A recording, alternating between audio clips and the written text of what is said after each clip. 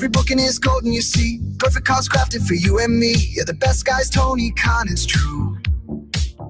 Triple cup, best damn booker in the land. 3 red cups stacked up, always in command. Triple cup, living legend of the fight. Just a call away from making it right.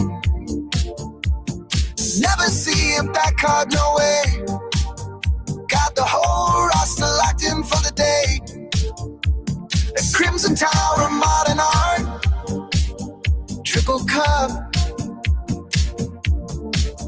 Triple cup. Every booking is golden, you see. Perfect cards crafted for you and me. Yeah, the best guys, Tony Khan, is true. Triple cup. Best damn booker in the land. 3 red cups stacked up, always in command. Triple cup. Living legend of the fight. Just a call away from making it right. Never see him back hard, no way. Got the whole roster locked in for the day. The Crimson Tower of modern art. Triple cup. Triple cup.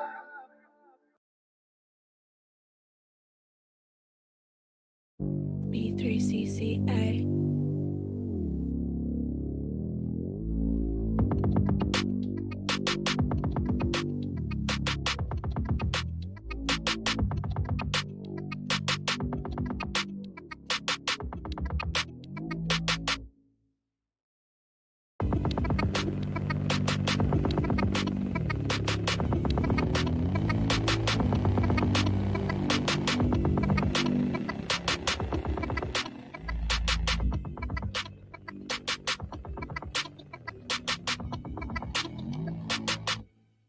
Love me. IRL. IRL, love me.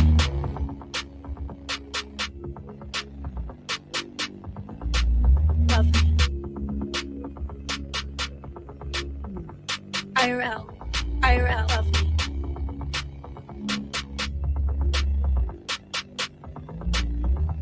Love me.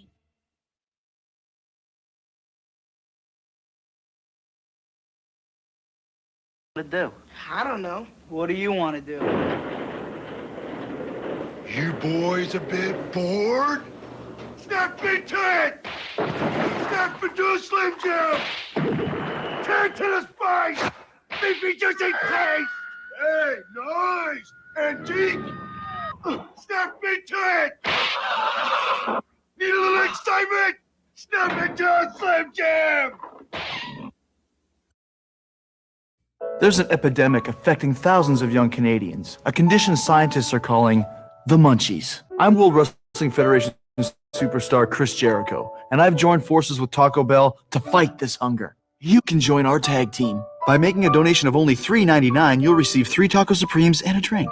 Act now, and together we can help young people like Todd pummel the munchies. Why not buy this official WWF poster only at Taco Bell?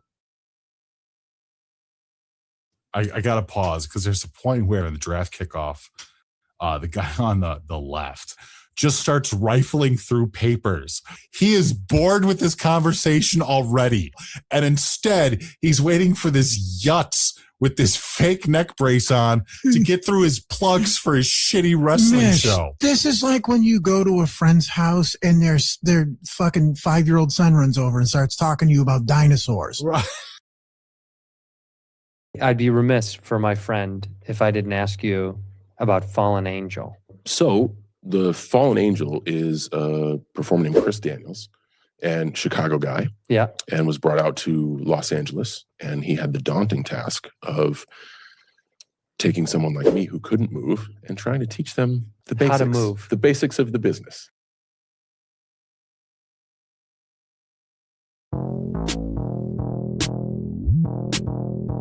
It's B3CCA. This girl's trying to act so classy. Oh, you're from Jersey. Shut up, shut up, shut up, shut up. Bitch, I'm Da Vinci on the mic. Donatello, my shape is nice. I always win so easy. Like then, Vici. Bitch, you're Baroque like you're Bach. My mind is up, my tracks are hot. I'm the queen, you're a bitch top cunt. You're a master of none. Mona Lisa, I'm smiling, cause my money just keep piling. I'm Da Vinci, winning easy.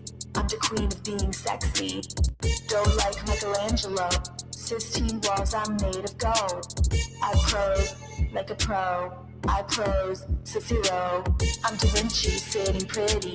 I'm the king of every city. Got a lot to say, I'm wordy.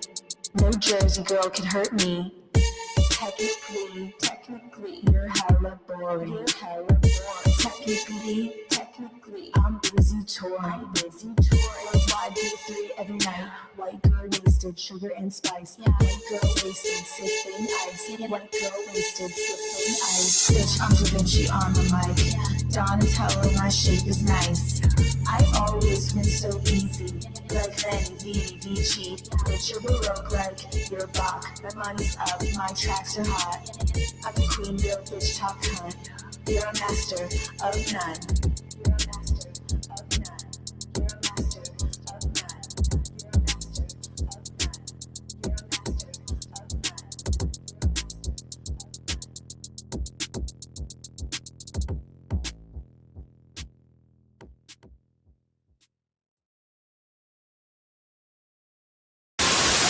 Okay. Did they make the right call having Roman Reigns beat Cody Rhodes at WrestleMania? Yes, I saw Roman a week after. Oh, I saw him on Friday. SmackDown was important. I didn't visit with him, but I'm just name dropping. You said Roman. I want you to think that's cool that I walked past Roman. But they came out in Portland, was packed. We got 15,000 seats to sell. They sold all 15,000. The show started at 4:00, doors at 3:20 on a Friday, and it was still absolutely packed. I mean, what a monster business they have. I was surprised. Cody stabs them in the back with AEW and then tells them, I'll stab AEW in the back and come back to you, right? I mean, he's a carny. He's a carny like anybody, and he played it well. But when he comes to him and tells him, give me a massive push, get me right there, but don't quite feed me all the way, that surprised me. He was in the main event of WrestleMania because of the backstabber, the deal that he made, and they were paying it off, but he didn't make it. You had to give him the belt. That surprised me. Generally, in a WrestleMania final, you will have a clean 1, 2, 3. That is historically the way you do WrestleMania. So to have the interference play into the match was also a surprise. I enjoyed the product, but I will just tell you, it was unusual for the event. I love it. I love your beef with Cody Rhodes. Is there a particular reason why you have beef with him, or is it just because you don't like him? Well, I don't know if I should say that. I mean, he actually, I was cheering for him against Roman. He won me over. I liked a lot of the mannerisms as he did. Like, as they introduced him, he was like doing something. Then as they say, Cody, he's down on the mat and he's doing something. I like that he had a place to go. I'm just sharing with you. I don't like the idea. I stabbed them in the back to form a rival organization, but I stabbed these guys in the back to come back to you to serve myself. It's the business. He's doing the business. I'm just sharing with you. I don't like it. Okay.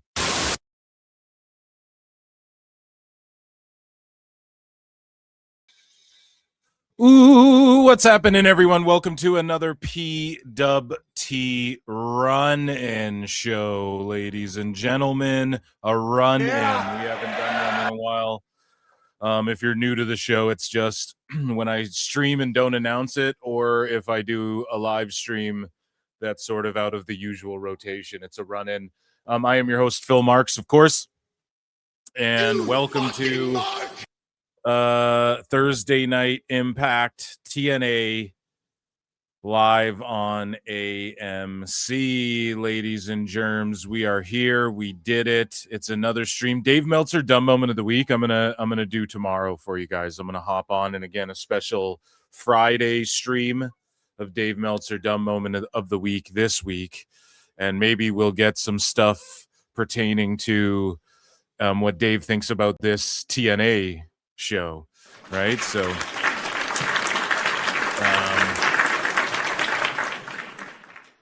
So last night on PWT Live, we watched Dynamite Maximum Carnage. We went over, and I was a little confused that when I posted about it, I thought it was Dynamite and Collision Maximum Carnage.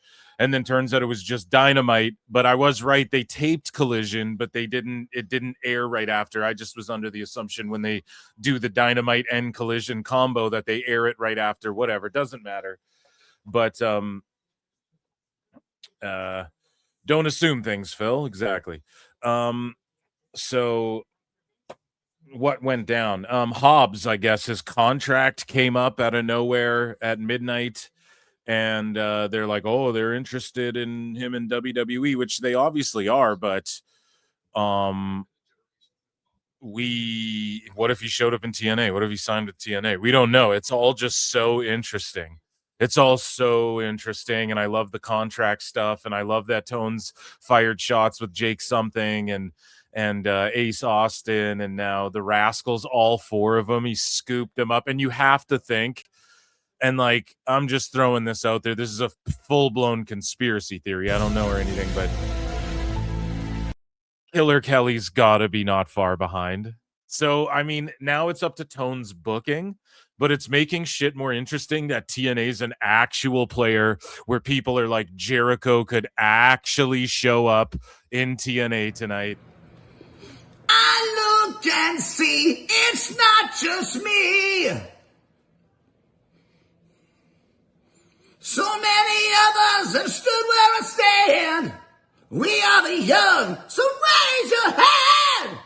They call us problem child. We spent our lives on trial. We walk an endless mile. We are the youth gone wild. We stand and we won't fall. We're one and one for all. The writing's on the wall. We are the youth gone wild.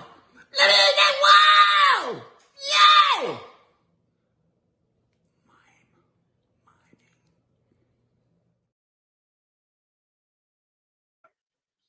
And I've said it before too. I think AJ, like TNA, is the king. Are the kings of just throwing together like a 6-man tag or just an impromptu match. They do it at like every big event, at every PLE. There's only like 3 matches announced, and then AJ Styles returning in a 2-hour window. Is it a 2-hour show or a 1-hour show as well? I should have researched this a little bit better, but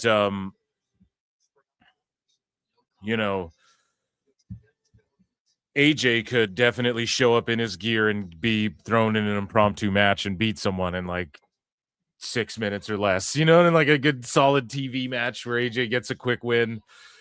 That could totally happen. So I'm excited for this show. I don't think Jericho's going to show up. Someone pointed out that Fozzie's UK dates leave every Monday open. So he could return at the Rumble, and then he's on Raw, Jericho, but he's not going to show up at TNA before WWE. But could you imagine if he did? That would actually be crazy. But there's actually news and drama. There's drama in the IWC. And it's hard to be in P to the dub to the T because, there's drama for TNA here. Allegedly, according to dirt sheets, and I don't know, is this sabotage? Is this full-blown sabotage? I have no clue. Is this like how the dirt sheets hid the Collision results but then stooge all the WWE results as quick as they can, and then now they're just doom and glooming TNA? We're about to find out because, ladies and gentlemen, it is time for TNA news.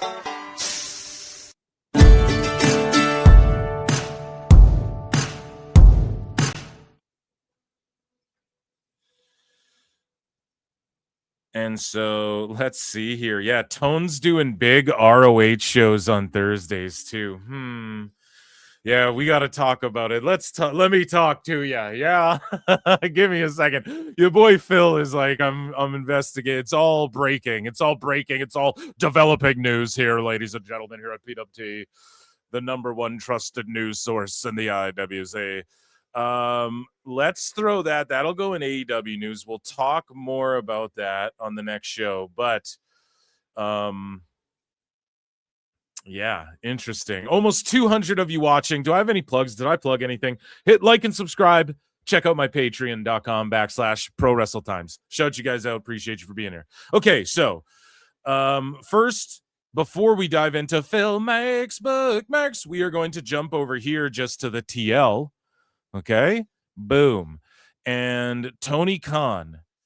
Big news coming Thursday, January 29th, as ROH President Tony Khan and Women's World Champion Athena make it official. For the first time ever, ROH joins forces with MPX Wrestling for ROH Metroplex Wrestling. What? Huh? Ooh. Global Wars. Okay. And is this going to go down on a Thursday and they're going to try and stack it up against TNA? We covered it here. Tone is tripping about TNA and how, they got this TV deal when he's had ROH this whole time and he completely fucked up. And I think wasn't ROH offered like the CW or something? Wasn't there rumors of that? Like they got offered something and then Tone turned it down at the time. Is what it is. But guys, it is TNA news. I already played the drop. And so tonight, Thursday Night Impact on AMC, we have some drama and Tony Khan breaking news. He just unveiled that he's going to be doing this show and who knows if it's a pay-per-view or again, it's just some random indie, unless Metroplex Wrestling, some shit I just never heard of and I should be up on it. Yeah, it's going to be a Global Wars type situation, but we have some news breaking as first reported by Mike Johnson of PWI. Jody Threat has re-signed with TNA. Good for Jody Threat. Spitfire, they're kind of doing their own thing, but they can always come back to being a team and whatnot. You want to be on AMC with all of Vince Gilligan shit. What's on their Pluribus and what else? He did like Better Call Saul and Breaking Bad. And I know Walking Dead was on there. That's the same guy, right? Who did Pluribus? I think that's the show. I haven't watched it. Another exclusive breaking, as reported by Busted Open Radio, Nick Nemeth has re-signed with TNA, an official deal. So Dolph Ziggler, it was awesome to see him do a one-off. I'm sure with the partnership, again, he can sell some Ziggler merch. Don't be shocked if he's in 2K26. And speaking of which, and I'm glad that they gave some money to, like, listen, they gave up some guys. Nemeth is a guy. Okay. I was sort of critical of TNA. We saw that, Tony Khan was able to get Ace Austin a while back. And then they got Jake something. And then they got all four Rascals. And it's like, what the fuck? Those are 6 guys that, TNA going into the TV deal, you're hoping, yeah, they can position these guys. Like Jake something could really be something, pun intended, right? Ooh, it's a joke everyone makes. But a guy like Ziggler, Nick Nemeth, he's part of them turning, like they had momentum and then he showed up and then got in the world title picture. And it really was like, oh yeah, they've set sail here. Like it's all going up from here. And so I'm glad that they shilled out the shekels to keep Nick Nemeth there. And I'm sure WWE Shop or whatever is down, even if it was just for that 1 week or whatever. I'm sure they're down to have a selection of a few Dolph Ziggler t-shirts and they're willing to work together and all that. Not saying like I want him back in WWE. I like him doing what he's doing here, but for all the fans who think like Ziggler's next, because you saw that when Cardona showed up, oh, Nick Nemeth's next. And it's like, I don't know. He just officially signed with TNA. So this sort of confirms that, he enjoys his position there. And that Ryan Nemeth is fucking counting his blessings, hopefully, after Nick re-signed. With TNA. Oh, baby. It's official. It is official. So, Nick, we just started the show talking about your star power, when you're on the eve like we are right now. It's official and it's exclusive to the Busted Open brand here. Just now, we haven't said anything to anybody, and I've had a great relationship. I've been handshake deal since I came in the door with TNA and wouldn't go anywhere else. I love it.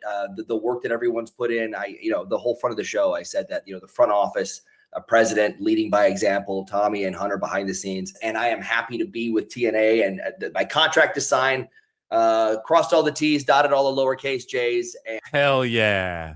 Hell yeah. And everything is official now. And that's a joke I do all the time from Wayne's World. Like no brown M&Ms. I'm going to get one of those great, Otani contracts where it's like, it's 26 years, but it's 50 cents a year, and AEW is paying me to go to TNA, and it's great. Yeah, it's going to be, we're going to have Bobby Bonilla Day. We're going to have that with me 25 years from now down the line. Like, you remember, this is the day where they pay him another $1 million. Yeah, no problem. That's great. Nick Nemeth Day. Nick Nemeth Day. Bobby Bonilla Day and Nick Nemeth Day. We're going to rival each other in the next 50 years together. Hell yeah. Good for him. And his jokes are funny, but it's putting TNA over, like, oh yeah, it's going off. I love it. I love Nick Nemeth. This is good shit. I'm excited. So moving along here, I think there is one other contract. No. So we're checking in with wrestlers and we'll do some more of that in a moment. But basically the dirt sheets and Sean Ross Sapp, who's usually on point with the TNA news, and Fightful, they've been going off about this TNA Impact like all evening here. And I'm sitting here like, what's going on? Are people trying to sabotage their debut? Like, why are people not reporting on MJF when he returns in the UK and it's taped earlier in the day, but then all of a sudden we got the ins and outs of how this show's going down before it's even gone down? Like, someone, quick, call Fightful. Like, someone's in an office calling fucking, here's an update, like every hour. So the first thing is there's somebody very out of left field that TNA is bringing in. I think EC3 is going to show up tonight as well. So moving along here, some more news. There are some visa issues affecting some TNA talent and employees that could make it in time for tonight's show. And by the way, way out of left field, like Perez Hilton's going to be there. He's way out of left field for fucking TNA wrestling. So I don't know what's going on with all that, but when they're saying way out of left field, like who? Like who? They should sign Braun Strowman, because again, partnership with WWE, his TV show's getting renewed that WWE produces because it was a hit. And then if he one-offs with the Wyatt Six, it is what it is. Bringing Braun Strowman would be awesome for TNA as well. No? What about like Ryback? I think Ryback's just chilling, eating McDonald's on YouTube and shit. I think he's good doing that. But I would watch Ryback on TNA. Anyways, this is all fantasy mark booking, but now visa issues affecting some TNA talent and employees that couldn't make it in time for tonight's show. Visa issues preventing people from showing up in Texas? Like who? I just don't get that part of it. So someone from the UK or Japan or something? Like, who the fuck would it be that they can make every show ever, but now people have visa issues? That's when, like, I don't try to be a conspiracy theorist, but the fucking black helicopters start flying. You know what I mean? My antenna goes up. Like, what? Are you sure? Maybe Canada? I don't think it's a visa issue. You just drive over the border. It's not a Canadian. Who the fuck is it? So I'm not sure. Speaking of the show tonight, we get more from PWI and Fightful. Okay, so PWI dropping shit as well. And TNA has undergone rewrites and will be changing some plans leading into tonight's Impact on AMC and Saturday's Genesis pay-per-view. What? Now there's rewrites? What's going on? The changes were brought about by a number of visas not being completed in time. TNA management and creative have been working on alternative plans and ideas over the last 48 hours. Like, are you shitting me? What does that even mean? Who's having the visa issues? I'm giving terrible analysis on this because I don't even know what to make of any of it. It's all last minute, and it's like, who could it possibly be that would have altered the show? Like AJ Styles his visa's good for Texas, right? I'm trying to Mike Santana, Kazarian, they're all good to work in Texas. Whose visa is preventing them from fucking showing up on the show to where they have to undergo major rewrites? I'm sitting here Alex Jonesing with a tinfoil hat on. That's all I'm saying when I hear shit like that and I see shit like that. I'm scrolling the timeline trying to see like who could it be? You know, what's the update on? Is it the Hardys? You know, is this TNA leaking out fake shit to dirt sheets so that people's expectations are lowered and then they can over deliver? That's what your boy Phil's thinking when I hear shit like this. Okay. So before this show gets started, I just scrolled through the timeline one last time just to make sure. Just to make sure I'm not missing anything or there's no updates on that. But speaking of updates, so TNA announces some dates. They're going to go to Nashville, Atlanta, Georgia, and New Orleans. All right. And they're going to do TV tapings. They're not going to be live all the time, which is totally fine. They don't need to be. And so let's see here. In addition to AMC Plus, TNA will also be simulcast on TNA Plus to 108 million 8 million people subscribe, guys and gals subscribe to TNA Plus for all we know, invisible numbers here. TNA has undergone rewrites. Yeah, so the changes were brought about by a number of visas. TNA management and creative have been working on alternative plans. We read that, but I can't rack my brain around it. I'm just really trying to think like, look at this card. So the Elegance brand, the Inspiration maybe. Oh, yeah, it could be the Inspiration.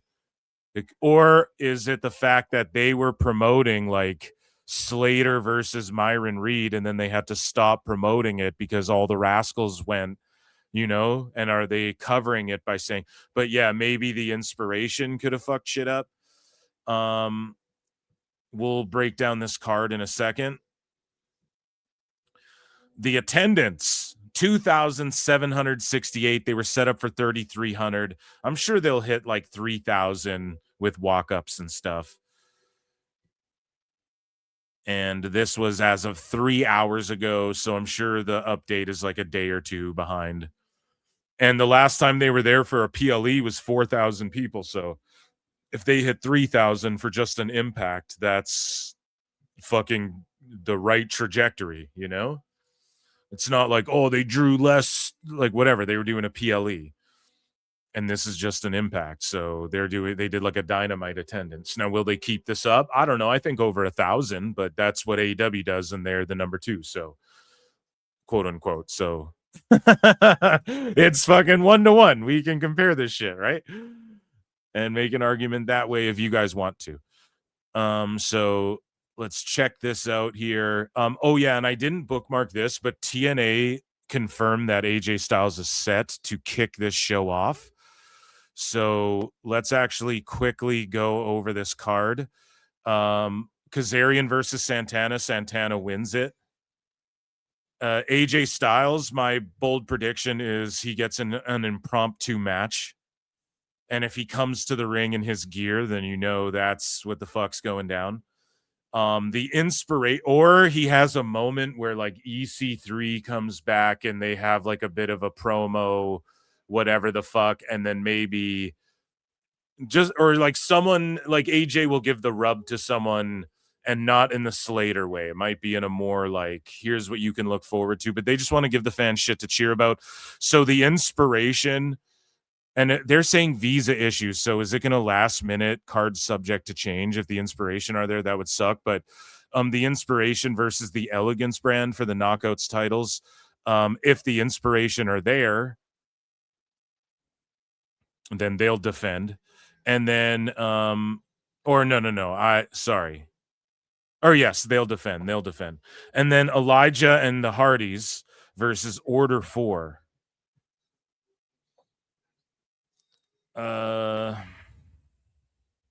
You got to do a Hardy party on the first AMC, no?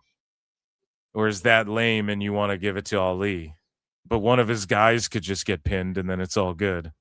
And then you give them the moment, the guitar shot, the fucking twist of fate, the swan, maybe not the guitar shot, maybe that's after the match, whatever. You give them the Hardy party on the first AMC Impact. I mean, that's the predictable thing to do. It's the safe bet to do. And people want to see the Hardy Boys. Like, say what you will. Like, Timothy Chalamet goes and talks with Cody Rhodes and he brings up Jeff Hardy. Everybody does. So I'm going to go with Hardy Party, and then I'm going to go with Inspiration. I'm going to go with AJ Styles has an impromptu match, just as like a bold prediction. And then I'm going to go with Santana. You crown him. This is his moment to carry TNA into the future on AMC. And speaking of which, and the future, one of the legends and the Hardys, one of the legends of the game, Matt Hardy, has this to say. And there was like a million of these videos and pictures, so I just bookmarked Matt's because he recently followed PWT, and here's what he had to say about, debuting. And he's been there for a lot of the shit, man. He's been there when TNA was at its lowest, and he helped revitalize it a little bit. He's now here at a peak for TNA. He was in the Attitude Era. He was there when Jeff Hardy and when he burnt Jeff Hardy's dog alive, allegedly, in some of the lulls of WWE, So here's Matt Hardy and his take. Or it's just a plug. I didn't watch it before. I just quickly bookmarked it. Tonight's the night. TNA Thursday Night Impact debuts on AMC at 9 p.m. Eastern Time, 8 Central. And I am dedicating myself and Jeff and Elijah's match tonight to my family, to my wife, who on this date I have known now for 15 years. This is our 15-year anniversary of meeting. Thank you so much for being an amazing mother. Thank you for being an amazing wife. Thank you for giving me 4 beautiful children, Maxwell, Woofy, Barty, and Evie. I love you guys so much tonight. Our match and our victory is dedicated to you. I love you, everyone. Check out TNA on AMC. Tonight's the night. Hell yeah, that rules. And that, ladies and germs, was TNA news before this show gets underway. Brought to you by patreon.com/ProWrestleTimes, where all of my uncensored, unedited streams are. It's so lame to say, but it is the truth, right? YouTube makes you clip shit out sometimes, especially when you, be playing the clips, when you're e-fapping as much as we do here. And, Phil Marks Out is my other YouTube channel. Appreciate you guys. There's like 250 some watching. Hit the like button. Appreciate you. That was TNA news.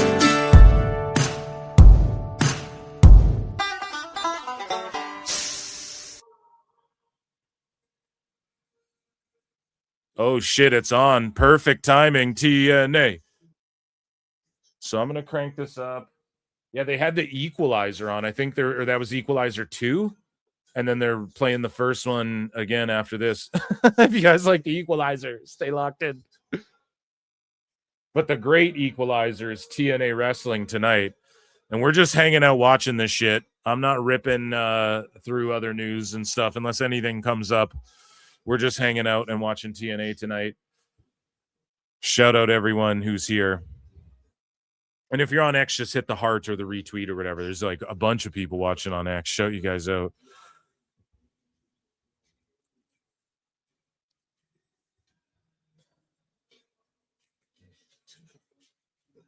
They even had someone doing the John Cena, you can't see me. Oh, yeah, the Righteous as well. Fuck yeah, they better be on this show.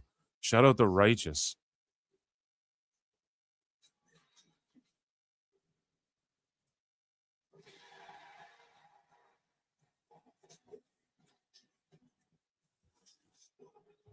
So, chat, I'm going to put polls in the chat throughout the evening. The one I have in there is, are you watching this show tonight? And I am going to tell you guys the results of that. And then since AJ Styles kicking things off, I'm going to... I mean, this is awesome that they're starting with this, but it's kind of markish. And I'll tell you why. Assume a bunch of people that weren't watching this before are like, yeah, I'll tune in and check this out. I like AMC or whatever. You know, I was watching Equalizer, whatever. You know, maybe open with the crowd going nuts. Holy, it's a draw. So 78% of you are saying yes, you are watching the show. Okay, let's see if AJ Styles comes out in gear or not.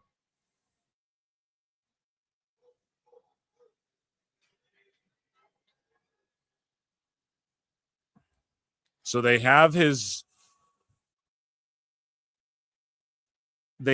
shit on the Tron. They're chanting for AJ Styles. Again, he's not going to be there every week, but he is using his old tune.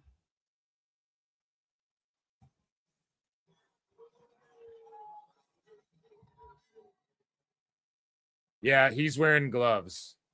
Yeah, I called it. Impromptu match. Oh my God, so funny.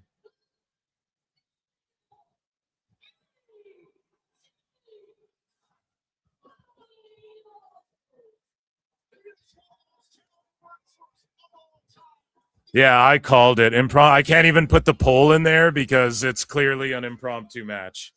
So sorry, but Phil gets bonus points right there.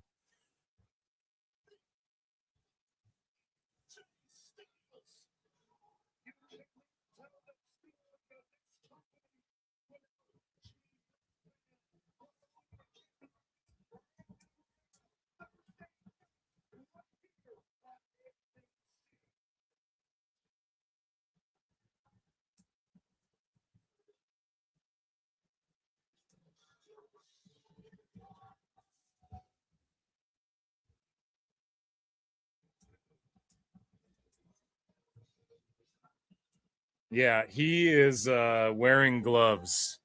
I had to find my tweet. I tweeted out earlier, TNA are the kings of impromptu matches and six-mans. I wouldn't be shocked if he had a quickie tonight. He's wearing gloves, y'all. Let's go. Let's go.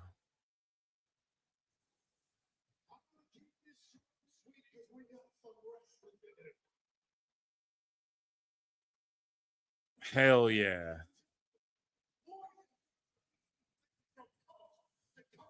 So AJ's cutting and strutting a promo. This is the house that AJ Styles built. Joining me on the show, ladies and gentlemen, JJ Alexander. JJ, you watching TNA, buddy? Sure am. If you just check the private chat, you saw my prediction for the night. What did you predict?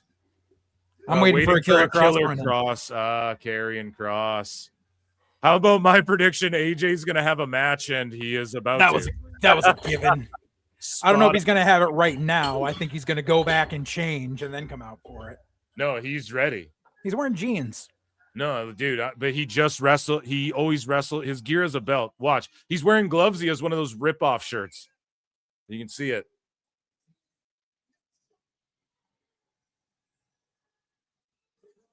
The TNA Nation instead of TNA holes.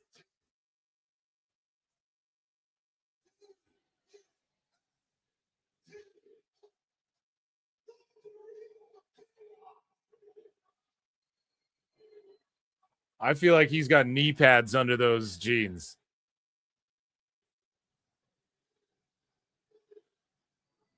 No? Fuck!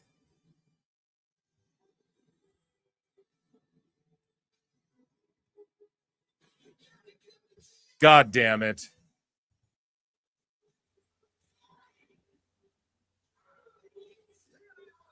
You got me back?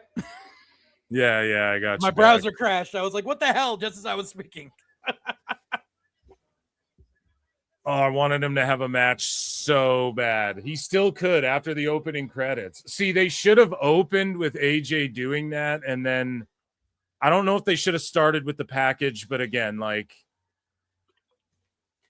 I just my fear is everyone's like too TikTok brain to you might just like see a package of wrestling and turn it off if you're like a first time guy, you know, but I have faith that it'll do a good number. If it was me, I would have been like, air that shit after, like, show the building how packed it is, and like, oh, what are all these people here for, you know? Right.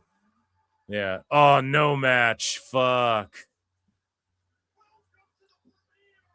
I'm pretty sure the Hardys aren't going to win.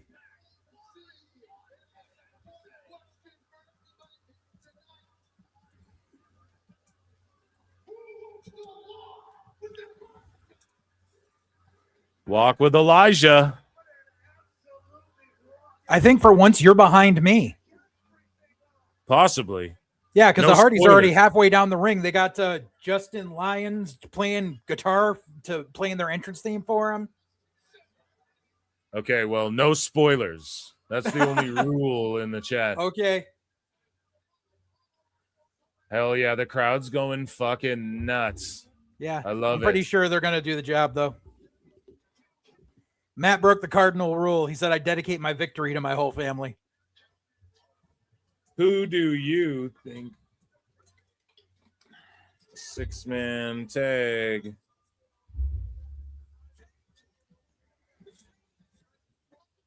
So they just brought all the influencers out and shit. Yeah. Well, it looks like the inspiration. The Hardys is there. and Elijah or Order 4. Poll in the chat, guys. YouTube.com/@ProWrestleClips. And yeah. Vote in the poll. Who do you guys think is going to win? The Order 4 or the Hardys and Elijah? Hell yeah. Who's the guy playing the guitar for them to the ring? Justin Long, I think. Not Justin Long. Nice. Justin Lyons, I think they said. his Yeah, name was. see, that's like that Hardy's music. I'm pretty sure it's like public domain music, or was Oh, at it one is. point or so. Yeah, Yeah. and that's why every company's been able to use it. Yeah. So it's a great idea to just have someone remix it, like who shreds Right. on guitar, right? Like there's so many people out there. Yeah, because I remember hearing that music like way before the Hardys used it on like an episode of Mad TV, like in the early Yeah. 90s. Yeah, I've always thought, like, imagine Gary Clark Jr. fucking just ripping the Hardys theme or Right. something. Like, that'd be really cool, Yeah. you know? So That's it's just awesome like- that they just did that. They can Right. remix it and own the rights to that version of it as well, where it doesn't even, no one needs to sing over it. You just shred over it. Here we Right. go. Order 4. This shit means business when Order 4 comes out. And Ali re-signing for the foreseeable future with TNA. What do you think? Do you think are you buying into the dirt sheet gossip that like visas have forced them to rewrite this show and stuff last minute? Nah, because they just advertised the inspirations there, so it was in the lower Chiron. They announced that the Knockouts tag title match was still happening.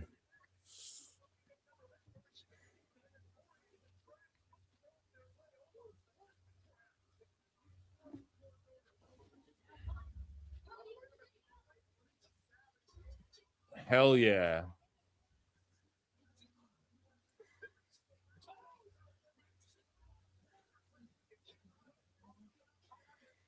I don't know. I think I'm smelling an Elijah heel turn at the end of this. Oh yeah, guitar smash over one of the Hardys. I think so. Something feels like it. I could see it. I'm digging the gear. Yeah. From Order 4. Who are these other guys in Order 4 besides Ali? You know, I'm not overly familiar. Chat me up. Who the hell are these guys? Yeah, with anyone's names. Order Boar. I'll say this, though. That's what someone said. I'll say this. StreamYard, you know how it crashed for you? Yeah. The fucking chat is not keeping up with YouTube's chat. It's on some bullshit tonight. StreamYard's fucking up. Again, when I logged in, they're like, now the notes are from 5,000 characters to 10,000 characters. I'm like, I don't give a fuck. Now chat doesn't work, you know? And now chat comes in at like 10 chats at a time. That's why I Whenever Chad literally is chatting, keep your it's just channel pissing open me on. off. StreamYard's been pissing me off lately. Right. That's why I Yeah. literally keep your channel open on YouTube on a separate tab with it muted so I can see the chat over there. Yeah. I mean, I am forced to do that. The other 4, yeah. So no one knows who the hell these two J-Brons And are. we have commercials and whatnot here. So Yeah. TNA Plus cut out. That is not a good Oh thing. my God, they're still running the freaking LA Knight freaking Car Shield commercials on TNA over here. Fucking Eli Drake and Ric Flair. These things were shot like 6 years ago. Yeah, that's crazy. It's smart though for Car Shield to go. Yeah, we have this ad. Oh, TNA's going live on AMC. Yeah, let's. Right, but that's the Fucking commercial air that split. they were running on TNA when it was on when it was on like Destination America. Right, but I mean, Car Shield they got the commercial in the can, so it's like, hey, just fucking, a big TNA on AMC debut. We'll buy some ad space on that show. Let's run a quick 30-second ad with Flair and LA Knight. That rules. That's smart on their part, but because how many people remember that besides you? That's a goddamn. So did TNA Plus crash hard? So that means it's ruling ass like Netflix. That's good. I've got Sling, so it's running fine for me. Yeah, I'm watching right on AMC here. So Yeah, I'm watching AMC on Sling TV. So yeah, no issues here. So there's always something fresh to play. We've been standing here forever and I still haven't seen a man pop up. I really miss not watching ads. What level were you on when we stopped playing? I got a NyQuil commercial. yeah, that's crazy. If TNA Plus is crashing out hard, and like the fans might start crashing out, but at the same time, it's a good maybe sign that's that a people good are sign. watching. Yeah, it's like that means a bunch of people are watching, and so.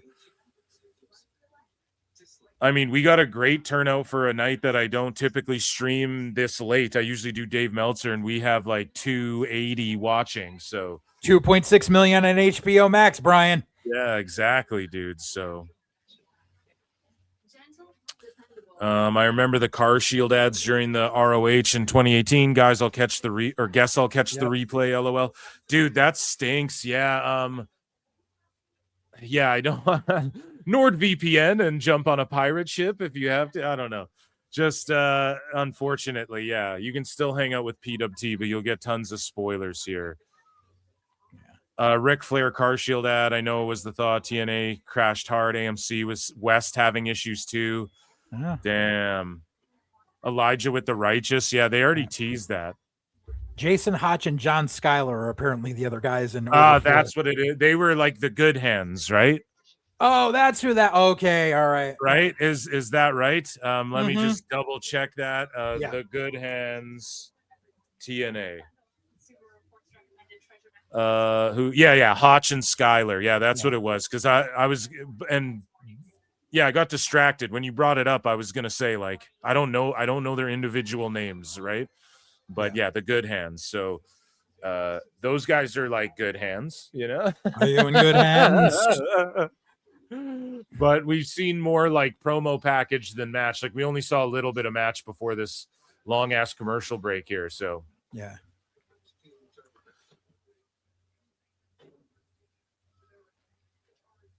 TNA may have had why are they using a 16-foot ring?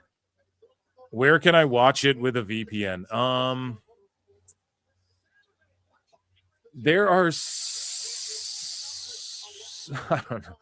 Well, listen, I'm here to just promote nordvpn.com/ProWrestleTimes that keep you safe online. So if you were to go to one of these TV pass sites or whatever that just show TV, you'd be very safe. Let me just put it that way. Let me see. And there might be sites that just air AMC that you might be able to catch only because everything's crashing out, right? You might be able to just You know, and then nordvpn.com/pro wrestle times would keep you very safe on those sites. Okay, hey chat, I'm gonna put something in here, so I'll let you know that it's not a bot. I'm here under the Full Circle Radio account, so you can just ban go to him this for his site. degenerate links. No, ban him for his degenerate links. We do not condone this action. There you go. I just wrote it in there. I spelled it out.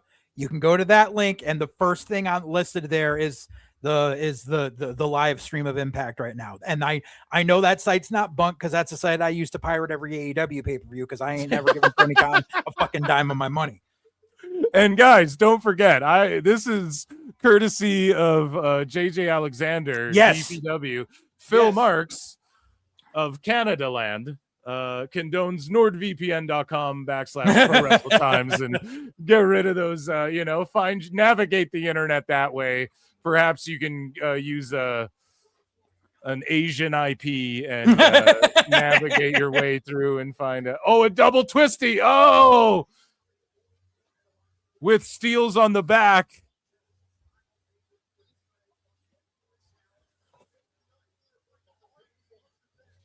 Matt and Jeff really look worse for wear, man. And I'm a fan of watching live on AMC chat. That's what I'm a fan of.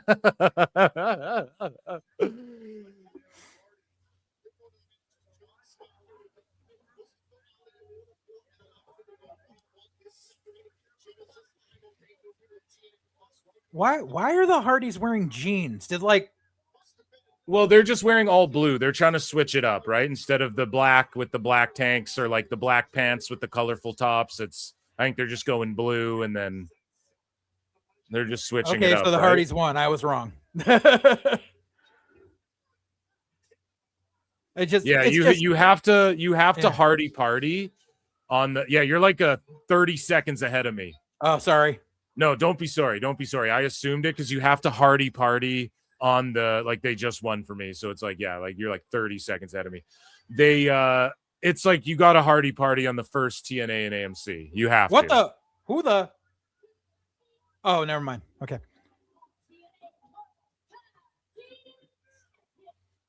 And then have them holding up your gold. Something's coming up. Something's coming up. I'll let you wait, but we're about to see something. I can't wait.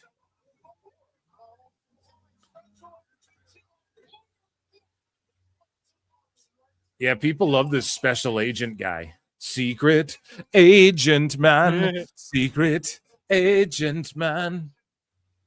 The Righteous are out here. I could see Karrion Kross joining the Righteous like they had fucking teased before. I don't know. You're a bit ahead of me. No spoilers, JJ, but you called a wild Karrion Kross. That could be why they let some of these guys go, right? They're not dumb. They're going to fucking try and sign some guys. But pay the rascals, goddammit. I'm glad Tone is. It's just their fucking booking I'm worried about. Let's see what the Righteous are going to do here. Boss Man Slam.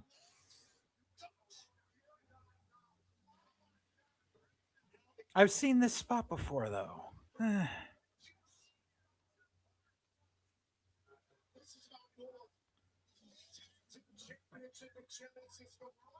So they're starting off with a schmoz. As far as after the match, motherfuckers getting beat up. So maybe not fully a Hardy party. Yeah.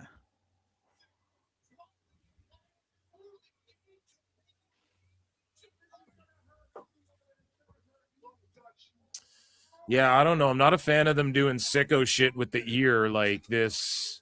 And I've seen them do the spot with Jeff before. Not them, but I've seen the spot done.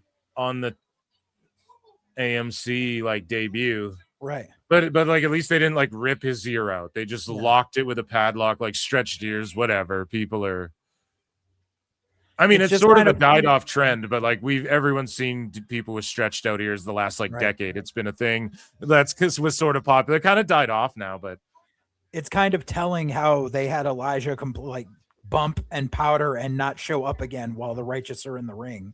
It may be telling of something that they're foreshadowing for the future.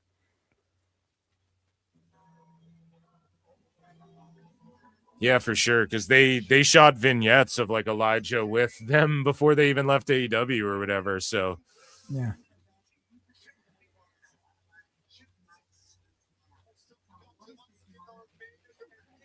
So yeah, we got a glimpse of the tag division here. Mustafa Ali is on the show. Mustafa, however you want to say it. Mustafa, And yeah. Mustafa. Your TNA Wrestling World Champion, Frankie And here's Frankie Kazarian. Tonight's main event, you put the TNA World Oh, here we go. Mike Santana. Tell me, what does this moment mean to you on a night? Goddamn, TNA's got a nice world title, dude. Yeah, it is. It's a nice belt, man. It gets slept on. People don't. I love it. I like the design of it a lot. You remember that horrible X Division belt they had in the mid 2010s? Bro, yes. It looked like the knockoff Attitude Era Intercontinental belt with an X thrown on top of it. Yeah, dude. What am I supposed to do? Shake your hand. Big sloppy kiss. So AJ gonna wrestle at Genesis, do you think, or what?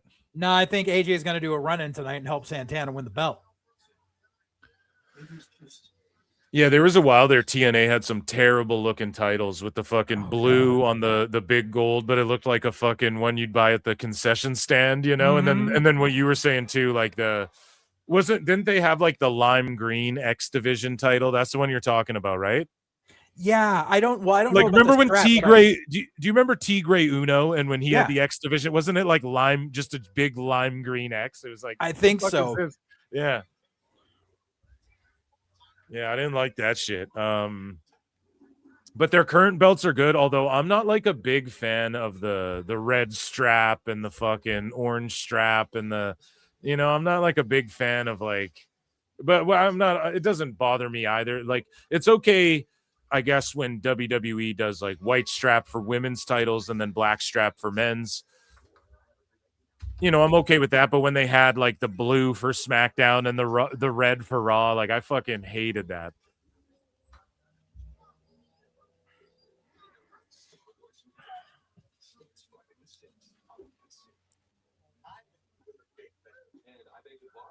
See, I don't think AJ's doing all of this in TNA on this show to just like not do anything else in the future. He's gonna have a match. This is his last, like he's retiring this year. So Right. So he will have one match in TNA before he retires, but his last match will be in WWE, and then he will retire, get inducted in the WWE Hall of Fame, and then he'll go into the fucking into the TNA Hall of Fame after. And that's just going based off what he said, that he would go and he flat out said it would like he's going in the WWE Hall of Fame first, then he'll go in the TNA Hall of Fame if they want him. But he's like, if they tried to induct me right now in TNA, I wouldn't go in it. Like I gotta go in the WWE first. Like it would be disrespect. I don't want to say he said disrespectful, but I feel like he said it would be disrespectful for him. Right. Yeah, I think that's like the vernacular he used. I could be just off on that by a little bit, but yeah. So chat, almost 300 watching. Chat's like kind of slow. I got to go over to YouTube. For some reason on StreamYard, it's just fucking up. So I got to go over to YouTube and check what chat's like saying to stay up to date. Let's see what chat voted on, what the poll says. I know a bunch of people cheated for sure. But what do you guys have to say? Guys, there's like 140 watching on YouTube and 44 likes. Run those up to 100, you sons of bitches. Yeah. Where Jericho is doing a run-in. The Hardys and Elijah, 75% of y'all said that the Hardys and Elijah would get the win. And yeah, I felt like you had to Hardy party, but then they kiboshed that real quick and got the Righteous out there. But they're letting you know, like, the Righteous are going to be the face of the tag division for a little while here.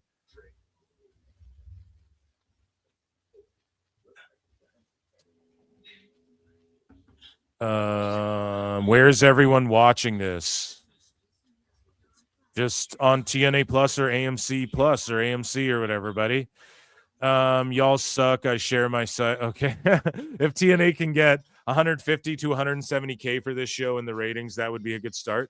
Yeah, it'd be a great start. I think they'll do more than that. I think they might break over.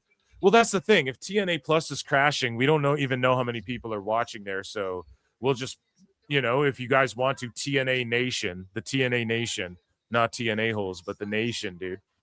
If the Nation fucking just pulls a Dave Meltzer and goes, "Oh, there's 1 million watching on the TNA Plus." I mean, there you go. You guys they did 1 million viewers. But joking aside, like if they do over 200K, that would be awesome too.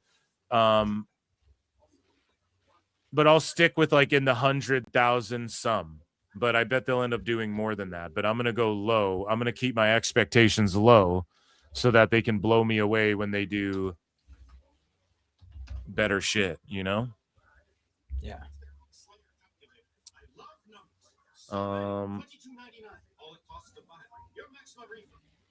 AMC selling them ads. That's right, guys. Okay. TNA looks great on TV tonight. They really do. The aisle looks great. Looks great. Looks better than AEW.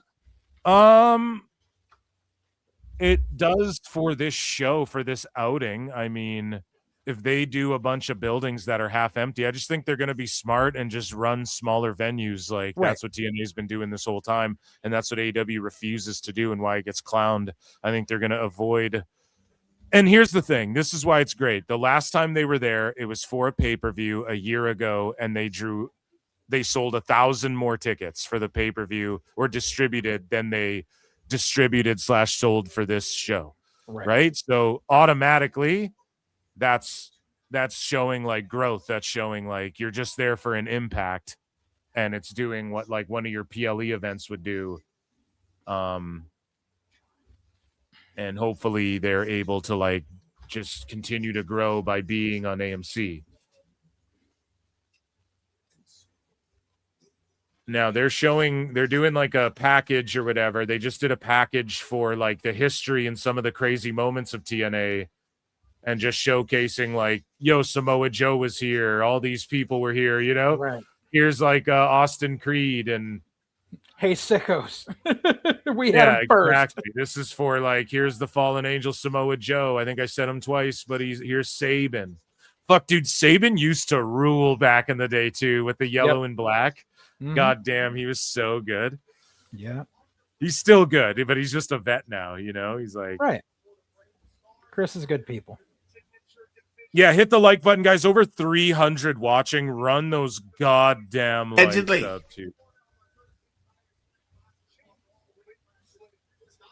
I wonder how many TNA guys are going to be in the 2K26 game. Ooh, not smart showing this section with no one behind these people. Someone with a support Wrestle Talk sign behind the fucking commentary. Fucking ridiculous. Virgil Ortiz Jr. Eric Young. But yeah, watch as they pan out behind Virgil Ortiz. It's not a good look. Oh, yeah, that is not at all.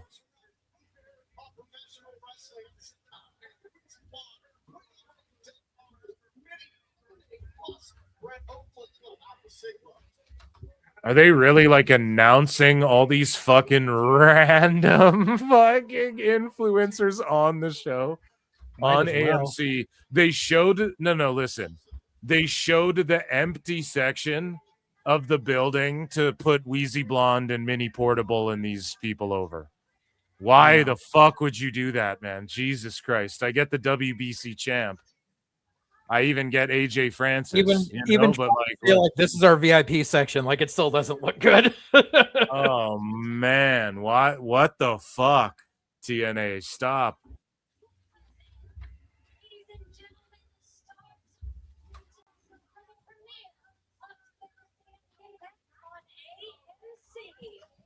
Yeah, them going around the building like a fucking the stars are here, and then it's all this empty building. Like, what are you doing? Right.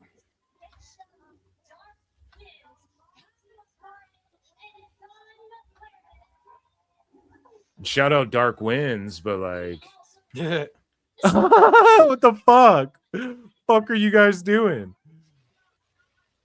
Yeah, stop showing this empty section behind these people. This is not good. Shit. Oh, dude. Man. Like it's not blacked out enough. Stop showing this. This is like You can't be doing this right now.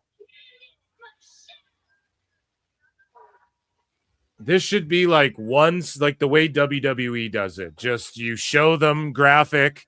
Look, they're here from Dark Winds. Look, they're former WWE champion Candice Michelle's here. Like, just quickly, you don't make this, oh, the stars are out, and then have, what's her name? Sorry, Gia Miller. That's her name, right? Yeah, I think so. And then Ryan Nemeth has to come out and do, oh, it's a Hollywood moment. Let me get involved. I did an indie film once. I did an indie movie once. This guy's thanking the Lord that Nick Nemeth re-signed so he could have a fucking job still. Yeah.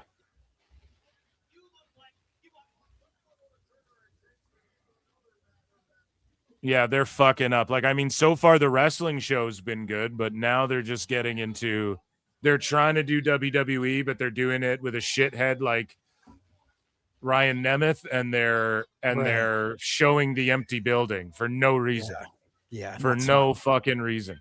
You could have even, if the building's that empty behind those guys, you could have grabbed them, moved them over to a crowded area and done the spot. You know, like that, and then just told them to go sit back in their seats. I think that was the first L of this show. Just gonna throw it out there, but hey, it is what it is.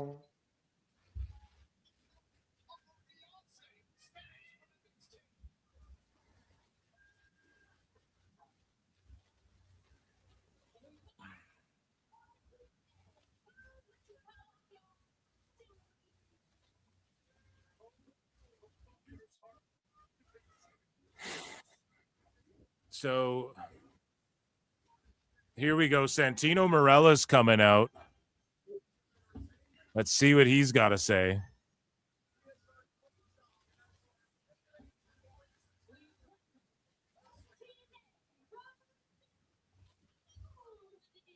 The DOA of TNA.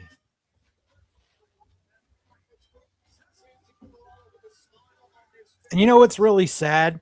You know that What? the fucking sickos on Twitter are going to be taking screenshots of those Oh, shots, yeah. empty things, and be like, "See, look at this," and that's what they're going to be leaning on too hard for the next like 5 days. Like, it doesn't I matter how many agree. tickets they actually sold. It doesn't matter if this show does like 800,000. That's what they're going to focus on. Maybe they added that to fill time or some shit. I don't know.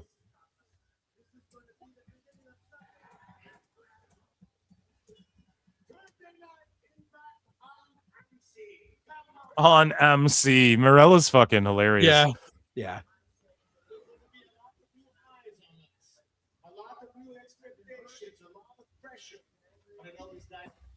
Because we fought tooth and nail to get here. Nothing's going to stop us.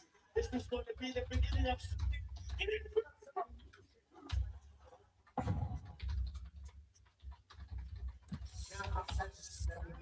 So let's see what Morella's got cooking here. I've been hurt. I've been angry. I've been confused. When your own flesh and blood looks you. Guys, memberships are 99 cents. Get access to bonus shows that I do every week as well, where we don't just watch it. Sometimes Raw's on and we watch it, though. I think Raw's on early again this Monday. Maybe we'll watch Raw during the day.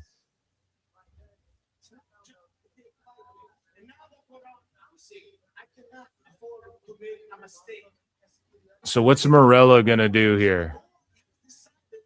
Good question.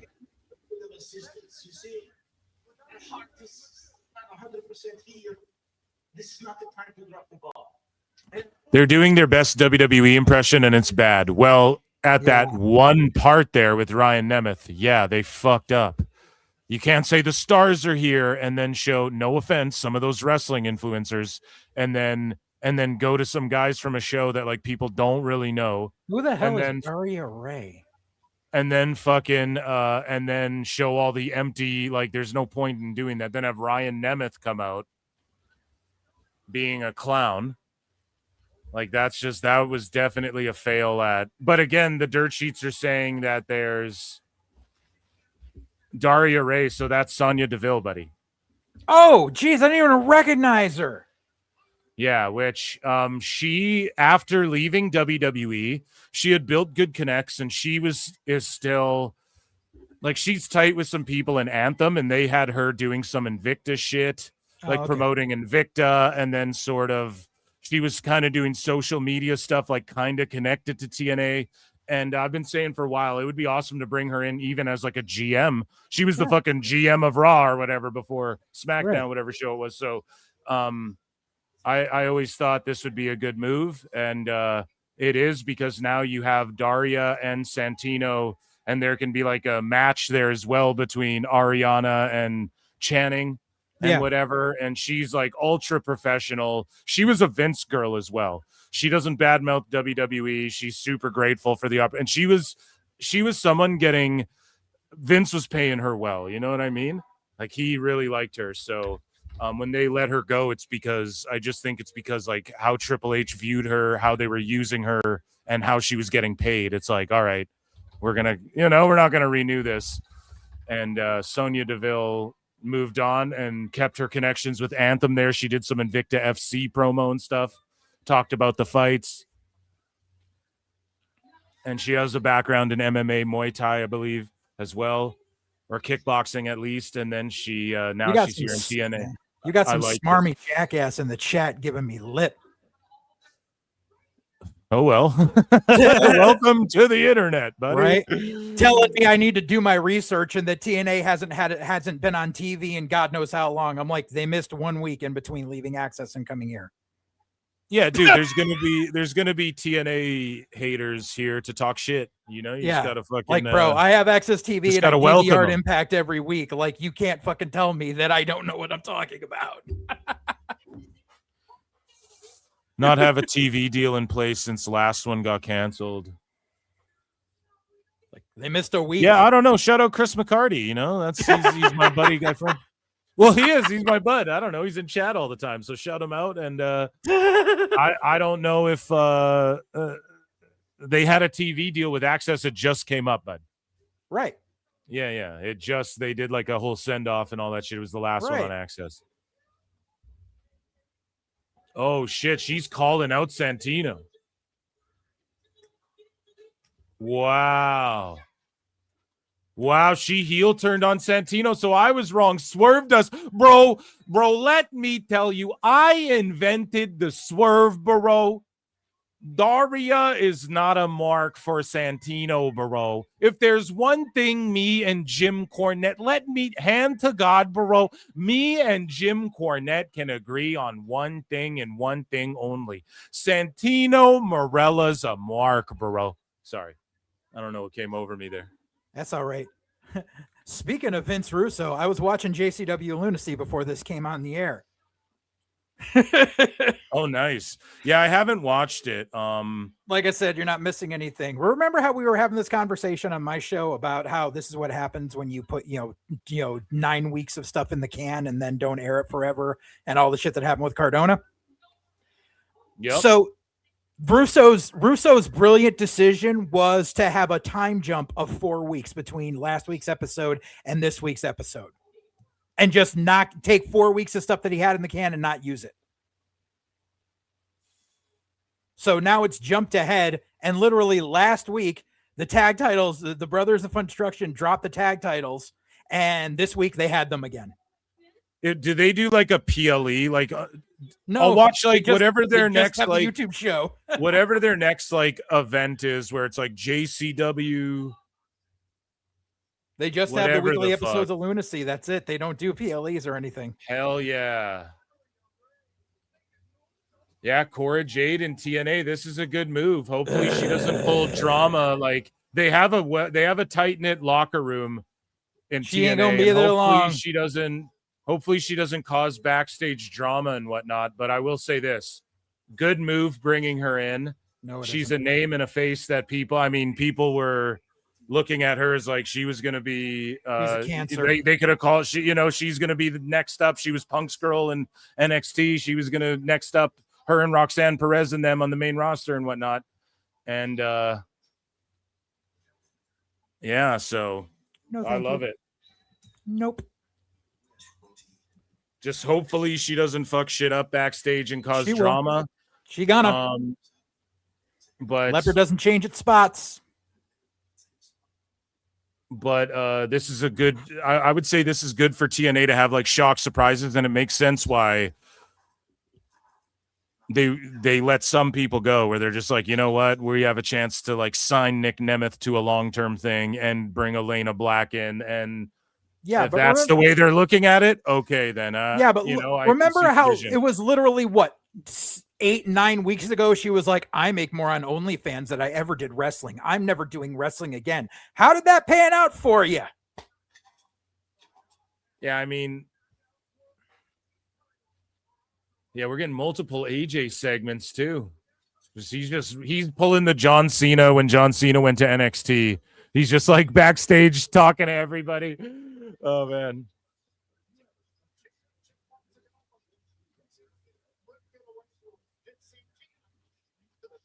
JG Wentworth wants to help me get cash now. Inflation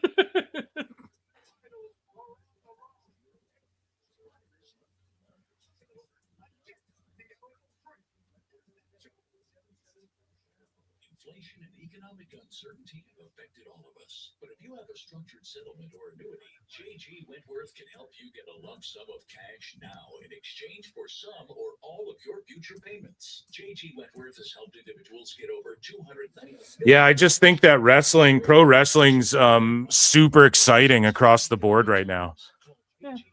Like even in AEW, I mean, if fucking the Rascals are all going to show up, like, I mean, it's up to Tone's booking. I have zero faith in it. But now that it's clearly AEW versus TNA, like we're going to be comparing this show and NXT and TNA every single week. We're going to watch Dynamite and then we're going to watch TNA and AMC, and everyone's going to be comparing which shows are better and who does better ratings eventually and all this shit.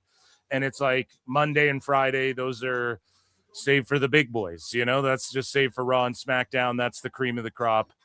And I love that it's like, oh, is Elayna Black going to show up here? Oh, is this person a free agent now? Oh, is this person going to sign here? Holy shit, Tony got all 4 Rascals and Jake something. Holy shit. Like it's exciting. And that Chris Jericho's going to return at the Rumble possibly. Will Hobbs's deal just came up and he was a trios champ after Dynamite went off the air. Holy shit, you know, like it's exciting. All this stuff I'm marking out. I'm Phil Marksing out for it all. So I hope Elayna Black plays out for them, but I just, yeah, like she has like backstage, you know, is the rumors and innuendo. JJ is that backstage she kind of, you know, has stirred shit up allegedly in the past and dates people she works with and stuff, which hasn't to keep her job. Well, I don't know. I'm not going to insinuate all that extra, but it just hasn't. Dating in the workplace it doesn't always work out, especially when you're young and you're in young and dumb. We're in young, dumb love. You know, it's like she's young, just meeting these guys, dating them and shit. And then it's turned into like ugly tweets and shit like that I'm sure is why she didn't get called up to the main roster when Roxanne did and whatnot. But hopefully I thought Daria Ray knocked that segment out of the park. She fucking rules. I love that she's there in TNA as well. This has been underwhelming so far. Yeah, I don't know like what you expected. Yeah. You know, it is just a TNA Impact show. It's just their first live one, like back going live, and like you're on AMC, so it's a big deal. But again, at least they didn't come out and go, we're setting up a tag match for later, and they're just introducing characters. They had how many matches though so far? 1, right? Like yeah, there's been 1. Watching. Yeah, so I mean, they also only have 3 matches advertised for the whole show. Well, one of them got canceled. So Leon Slater versus Myron Reed got canceled after they promoted it. Yeah. And so it's unfortunate. Maybe they had to, and they were saying visa issues. So maybe they had to just, but again, if we are to tune into this every week and then on AMC and then build up to, and this is a channel known for like its storytelling and its characters and all, like AMC, right? They're known for like their television shows and the drama. Then maybe they're going that approach, and then the PLEs, they go all out with the wrestling the way WWE sort of does it. That's the smart thing to do when you're playing the long-term game Yeah. on TV. Like they got the 30 million. Why have let the wrestlers go out and just dump each other on each other's heads? I know you're not saying that in chat. I'm just saying, like, what do you want them to do, right? They're trying to shock people. Holy shit, did you got Elayna Black's here, Daria Ray's here, oh, she turned heel, oh shit, the Hardy Party, no, the Righteous, fucking chained him up or whatever. Like I think they're trying to swerve us a little bit with some stuff. Yeah. So, and then AJ's the through line. And I think JJ, you're right. He's going to come out, hit like a fucking phenomenal forearm on Kazarian. Yeah. And then like Buddy will get the pin, Santana or something like that. Yeah. I do have to say something. I like Myron Reed. I think it was really shitty of him not to fulfill his last date with TNA. But I think he wasn't under contract, bro. That's their bad. That's TNA's bad. So even if he's not under contract, he could literally turn to Tony and say, I have one more date. I know, but... And honestly, no, listen to me for a second. Wouldn't it make more fucking sense for him to work on this show, which is going to get as many people as fucking Dynamite is, and then show up on Dynamite the next week? I don't know if it will get as many people as Dynamite. That's we're assuming. I don't want to Meltzer myself into a corner, but let's assume maybe they'll do closer around whatever. This is all I'm saying is that they also fucked up with Jake Doyle, like Jake something. AMC rolled out a graphic, TNA Jake something on AMC, and then he left too. So clearly, I'm not going to be like, man, all these wrestlers fucked up and fucked over TNA. Like, I think TNA fucked up somewhere. Yeah. They fucked up. Like, what happened to where they let Jake Doyle go and the Rascals go because that's the thing. What's his name? Is that Ash by Elegance there too? She's making this appearance or what? She just can't bump or what? I guess. Good for her, I guess, if she's there with the Elegance brand, but she can't be there on TNA every week, whatever, on the AMC. All blondes look alike. I don't know. No, that's her, definitely. But it's just more like Perez Hilton in the ring. Like, not much. I do want to see some matches here, I don't know. Perez Hilton hasn't even been like a blip on the radar since like 2008. But yeah, here's the thing though, with the Myron Reed and the Jake Doyle thing, I will defend them in that I think TNA fucked up along the way because they also had Wes Lee do like a TNA on AMC backstage where he's like talking about some shit for their social media to promote it. And then he's gone too. And it's like, he wasn't even signed to a deal. And Nick Nemeth just signed and said he's been on a handshake the whole time. So I just think they fucked up. And now with the TV deal, there's just, you got 30 million. There's no reason you're going to fuck this up. Like, there's no reason to let that happen anymore. You just got 30 million. Just lock people in now. Make them exclusive. So the gobbledygooker's coming out or what? No. I'm trying to figure out who the hell this dude is. I don't know. They'll tell you, dude. It's Mr. Elegance. What the fuck? They're telling you right here.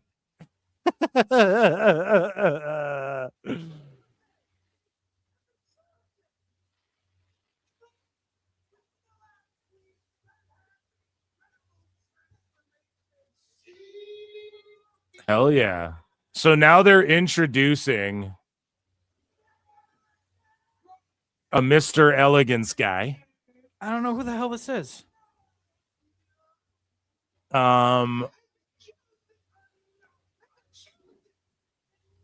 So they're introducing Mr. Elegance to go with the Elegance brand. Shout out Dana Brooke or Ash by Elegance for like just appearing, I guess, on this show after like retiring. And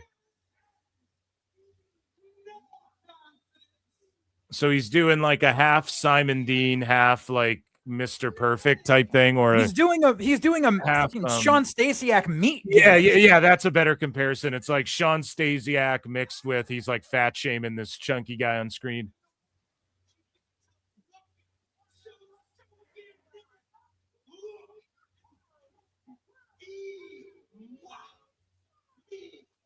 Mr. Elegance, M-E, look at M-E, moi, me. And then so this show has just been debuts and like people coming out. Like, it's just so far, it's just been like fucking look at me, I'm elegant. And then he gets interrupted. Santino brings out 2 people, right? Like it's Yeah. or like Santino brings someone out, Daria brings someone out. It's trying the to Righteous be. come It's out trying after. to be freaking non-alcoholic Raw, and it's not working. Yeah. So let's see. We have a match here. The Iconics, the Inspiration. I'm going to put a poll in the chat. Okay. Who do you think wins the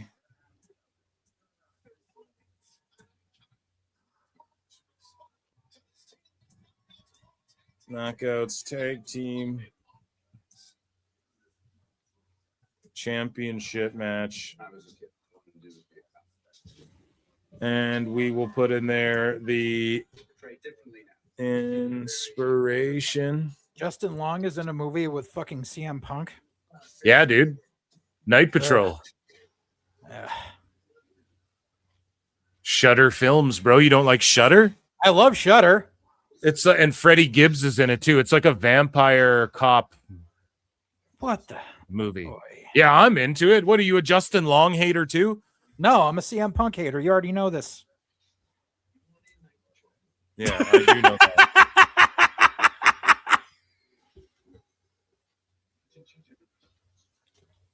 Poll in the chat. Who do you think wins the TNA Knockouts Tag Team Championship match? The Inspiration or the Elegance brand? No commercials on TNA Plus. Yeah, I'm getting ads too. Non-alcoholic Raw. That's what I said. Did we ever find out why she had to retire? I think she just can't bump. That's all it is, because she's out here like she doesn't want to. Because she can't work. She doesn't want to be on the. She doesn't want to miss out on this opportunity to be on AMC Plus. Obviously. Jeez, this is starting to suck. Yeah, guys, we're at like a C plus for me so far. Yeah, we're at C plus. We're almost at the 1 hour mark, and we're 1 1/3 matches in. Like, Saturday night's main event gets away with that because like they've built up to a huge amount, and the fanfare and the yada yada yada, and the PLEs can do it because there's been the build up and the pyro and everything. This is one step up from a house show, and they're doing this. Like, no.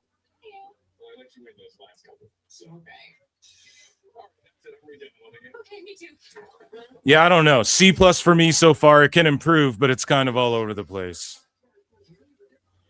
It's like this like, isn't, what are we trying to be? Are we just trying to be TNA? Like, if they just did like the show they usually do in front of the live crowd, I think it would have fared a little bit better. You know, you could still stack it with surprises and whatnot, but just like you've been doing good TNAs, is this trying to be a PLE or just an Impact?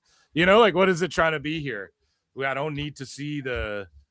And then they went to the Dark Winds guys again, and it's like, well, why didn't they just do that?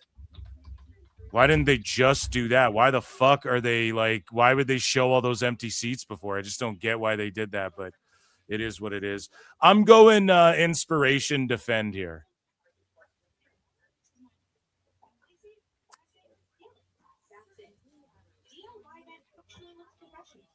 Ninja Transfers makes it insanely easy. Visit ninjatransfers.com and use code TNA. Save 20% right now. D plus if you're being nice. We got TNA. There's people who are just so mad at TNA, and I'm not saying that's what you're doing here, but like it. There's so many people who are mad at TNA right now. It's funny to look at the IWC. Could we get a match or something with some heat? Yeah, that's what I want. Some heat. Right. I just want heat. That's a great comment. Thank you for that in chat, Jeffrey. Thank you for that. Yeah, we just want some heat. I need to tweet that out. I got to steal your shit, Jeffrey, and just add that to my tweet. Well, for real, because that's the great way to just describe like what it is I'm yearning for right now. It's like, well, what do I want? Well, some wrestling, but it's not. But also, I would be the first to defend. Well, if a segment's good, then let it be a good segment. You know, like what are you crying? The wrestling, you can't just do wrestling all the time. Like I'll defend that. So that's just, I just want something with heat. You know. It's just the problem is it's, you know, the name of your company is Total Nonstop Action. It's not so far tonight's been total nonstop. Yeah.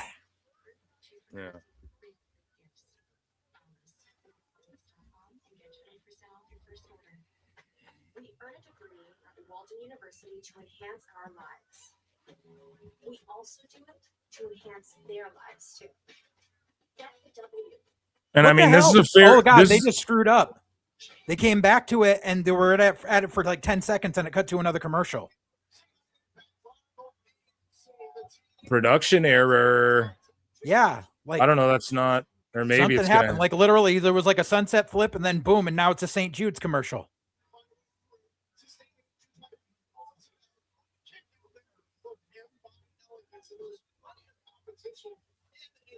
No, I don't know. It didn't do that for me, dude. It didn't cut to a commercial. Oh wow, Zaruka's there.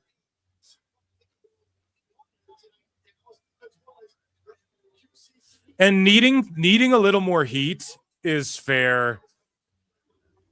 It's fair to say because like we'd say that about A-Wubs as well, you know? Like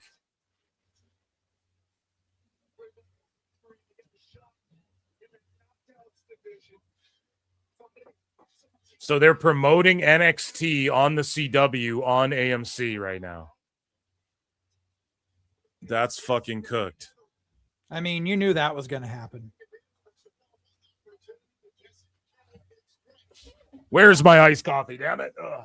Here we go. Yeah, for some reason, I'm still in the middle of a giant ass commercial break. I don't know what happened, but I'm yeah. in the middle of this match here. Yeah, no, like it, Running like I said, it forearm was in the like corner. 10 seconds. There was a sunset flip, and then it went to a St. Jude's commercial, and now it's a Well, when you said there's a some sunset medication flip, when you said there's a sunset flip, she was hitting the sunset flip, but then it just kept going for me. Yeah, so no, and I've got an oh, epiglottis. kick out. You were on Sling, you said, right? Yeah. So I don't even know what the fuck that is, right? I don't even think that's a thing in Canada. Maybe it is, Well, but Sling TV is just—it's a cord cutting service. So Okay. it's I it's just where don't I know. get all my cable channels from. But yeah, like I'm watching, and I backed out of the channel and came back in, and I'm in the midst of like a huge amount of commercials. No, we got Perez Hilton's hanging out with the Elegance. See, that was the right move. You put Perez Hilton with the Elegance brand. I mean, it's random to have him be involved at all, but that I was wondering like where are they going to fit him on this show? But then the Elegance brand, dummy, yeah. Dummy, yeah.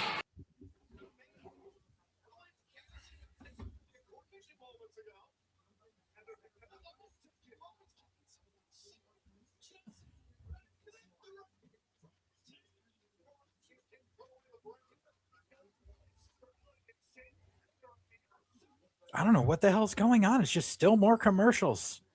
Got a freaking Domino's commercial on my screen right now.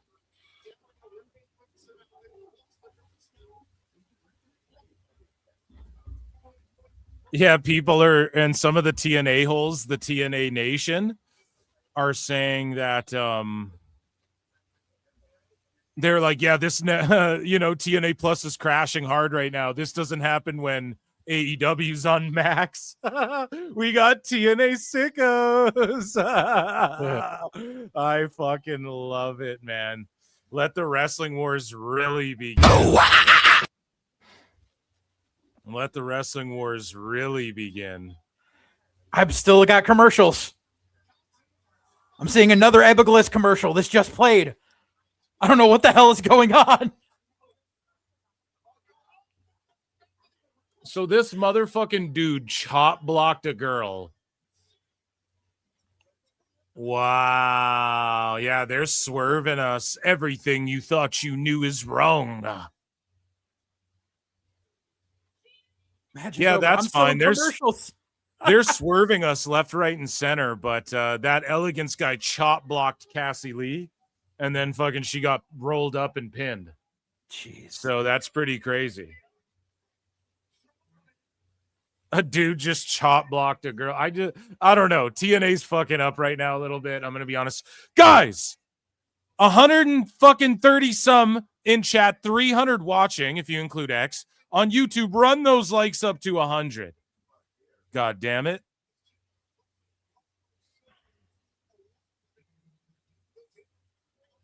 And you guys can super chat in, become a member for 99 cents or gift a membership. That's the friendly thing to do. 76% of y'all thought the Inspiration would win. along with Oh, here myself. we go. Now I'm behind you because now it caught up and they're all posing in the ring. Yeah, they're all posing in the ring right now. Okay, so we're even. And now I've got So- Stacks. I'm and all about Ariana Mr. Grace. Elegance, though. I love Mr. Elegance. He's over as fuck with me. I think that dude was like, I think that was one of the lesser guys in Chase U that got released.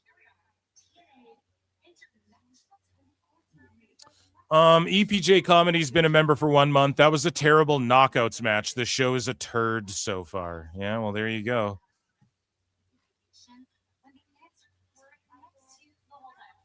That's how people feel.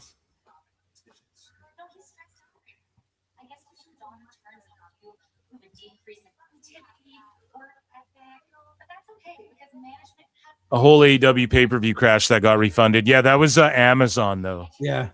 So that was just like a glitch in Amazon shit, which doesn't normally happen, and everyone got refunded. But that was, it's not because they were like overwhelmed with the people watching the AEW pay-per-view. And we know that because it didn't happen before, it didn't happen after, and that pay-per-view where that happened, Dave was like undermining how good it did. He didn't really even talk about it because then he'd be forced to talk about all the refunds they had to issue, which he just completely skipped over. So I love these injury reports. I love when TNA does these injury reports. I think this is so she's been cleared. I love this. This is not a smart move to have an injury report.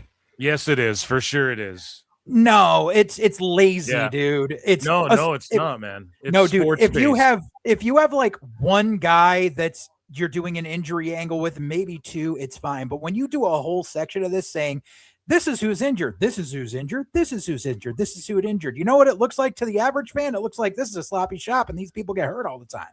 No, but that's not what's happening. So if you're paying attention to what's going on, they're saying this guy's cleared after the attack last week. Santana got checked out by doctors and he's cleared. Yeah, So they they're said Santana's kayfabing- cleared, but before that they said 8 people were freaking injured, dude. No. They said that Lei Ying Lee was cleared, and then they said that Harley Hudson's injured. And They said 4 women were injured. Then they said Macklin was injured. Then they said they No, they skipped didn't saying say injured 4. and- They yeah, didn't say 4. dude. No, they didn't say 4. I'm bro. not They going to said rewind this Harley because I don't want to get stuck in an endless phantom but zone. with the Chat will commercials back again. me up on that. They didn't say 4 women were hurt. They said Harley Hudson was hurt, and then they talked about how Macklin's cleared, and it's not all injuries. So sometimes it's kayfabe, or if they're shoot injured, then it's in the injury report. Or if it's like Santana's case, someone attacked him the week before, and then they go, oh, his arm was bugging him. He got checked out by management, and it adds some validity to it. Like everybody knows if you, like an MMA dude, you get in a fight, there's like downtime to where, I don't know. I just feel like it's very combat sports based on in like football and NHL and hockey. You're always looking at who's on the injury reserve. Did they have to call someone up from the AHL? Is the second string going to start because this guy's fucking ankle's tweaked and they need to rest him before the playoffs? Like I like that shit. I like just being hey, upfront Phil. about this is a contact sport. What? Hey, Phil, you know I love you, right? Sure. So I just want to say this. How well did sports-based presentation work out for AEW? No, Boom, but mic drop. No, it's not a mic drop because they didn't do sports-based wrestling. You did nothing. This guy's just cackling at nothing. No, because you're saying that AEW did this. They didn't. They didn't do sports-based. That was one of their lies. That was the best guy, Tony Khan, lying. So they said, we're going to do sports-based. Then they didn't. They just fucked up by trying to do records. WWE does sports-based wrestling, right? And they update people. They have a ticker, the Chiron at the bottom. They go, these are the headlines from the night. Here's this person got attacked. Jacob Fatu will be out. He's injured, even though he's just getting his teeth fixed. Like IRL, that's what they do. So like you would have a point if AEW actually did sports-based shit and didn't just dress up like the Ghostbusters and have Orange Cassidy and Marco Stunt then you'd be cooking, but that's not what they did. like at all, you know?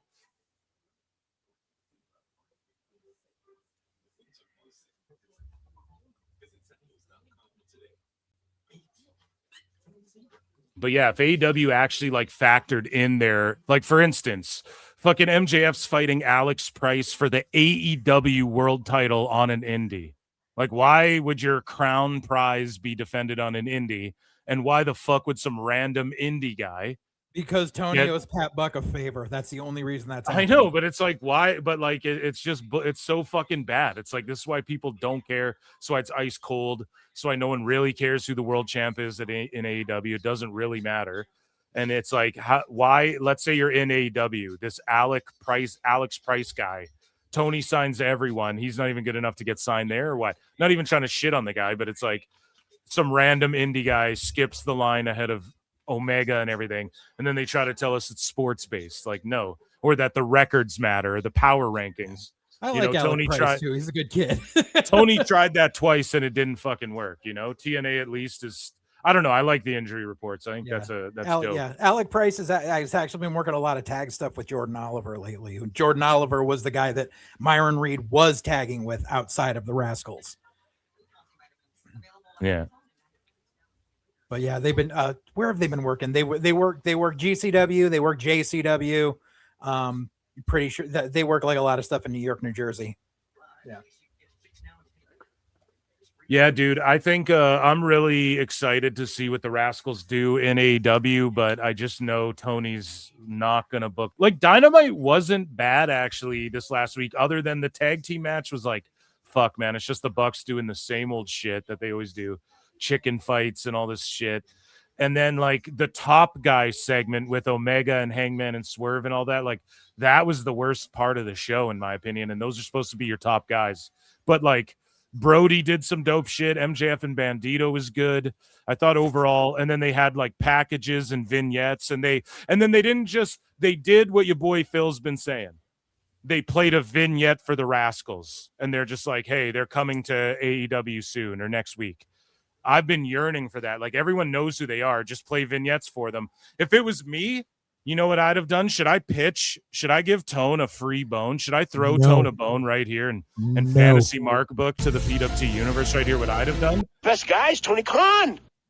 So what I'd have done is I'd have done like a fucking, you know how Avengers Doomsday is coming out and they have like each individual, like here's the Wakanda trailer, here's the fucking X-Men trailer, I would have each Rascal have a vignette over the next 4 weeks. I would have like the Rascals coming, but I would do one trailer drops and it's like Myron Reed's, one trailer drops and it's like Wentz's telling his story, and then at the end of each trailer they meet up and join hands or some shit, like fists in the middle or whatever. Like you see the lower half of the other guys, but you don't actually show them yet. But then the ending to each of these trailers is the same. And then at the end, you roll out the vignette of all four of them coming together as like a conjoined one. And then you debut them. And I would do each week, like here's Wentz, here's Desmond, here's fucking Miguel. I think that would rule. But again, no one's original in fucking pro wrestling anymore.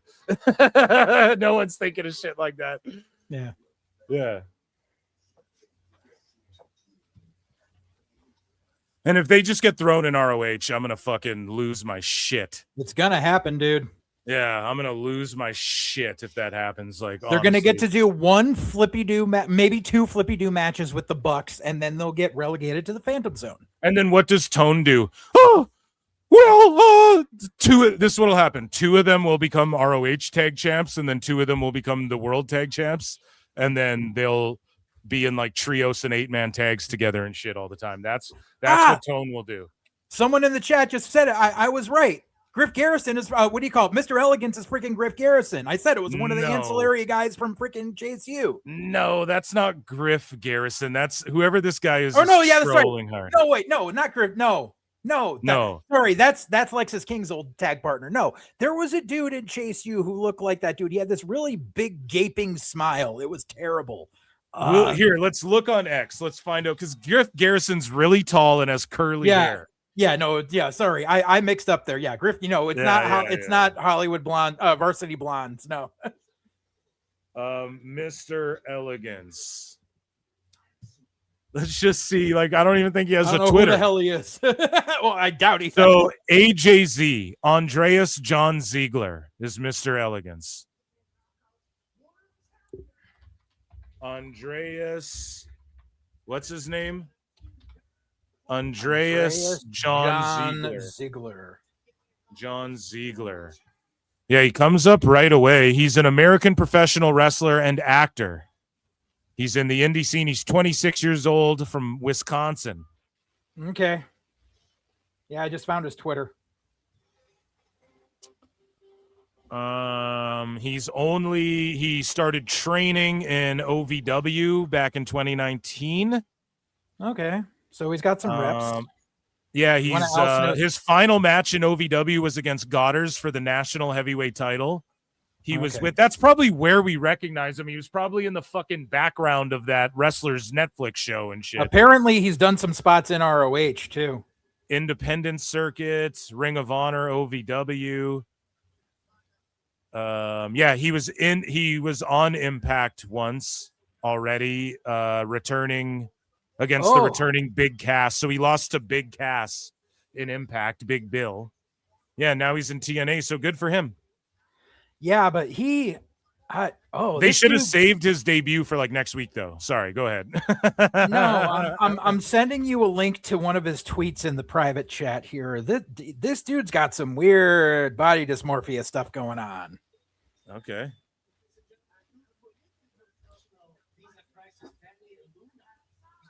So Danny Luna won't make it to Genesis.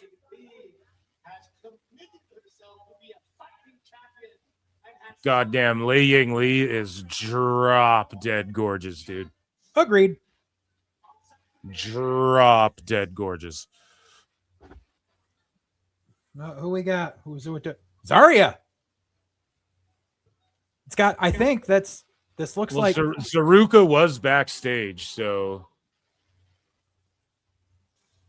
yeah. Okay, so at Genesis, we're gonna get Zarya versus Lei Ying Lee. I'm here for it.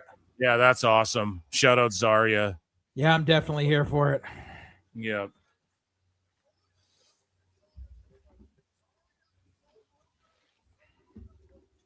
But again, it's just more people like coming out. It's just people coming to the ring a bunch. Right. Yeah. Like hour and 15 minutes in, and we've had it's not like some epic Finn Balor entrance either. It's just like fucking one person after the other. Oh, Zarya, I love you, but stop trying to do the Rhea Ripley poses. Be yourself.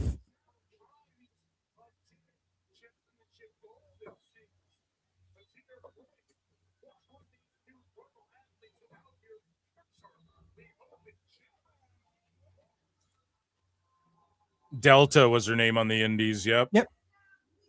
The show's to sell the pay-per-view on Saturday. It feels like you're right, Dundid, but they should have saved all that. Like, here's the celebrities and the influencers. They shouldn't have did all that. They should have did that on the pay-per-view.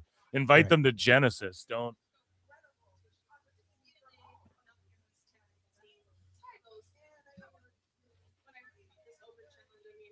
Heck, most WWE shows are just entrances now. Problem here is the level of stardom.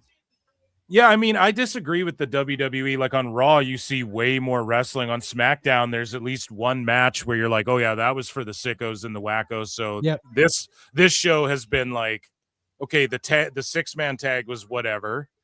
It was meant to be fun. And then that women's tag was like whatever with a whatever finish. And it's like, all right, you got to really blow us away, hopefully, with the main event.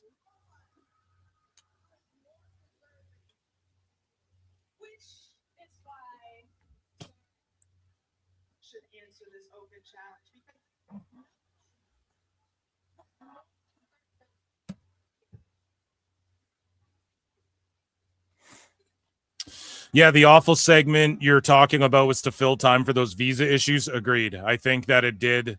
I agree. I believe the dirt sheets that some shit got fucked up last minute and they had to switch some things up because they went to those Dark Wings or Dark Winds guys like twice. And it's like, well, why'd they do that? They obviously probably pre-planned to do it once, but then Ryan Nemeth's like, hey, I got an idea. Let me go out there and like I'll eat a chop from this guy. I'll sell my balls. How about that?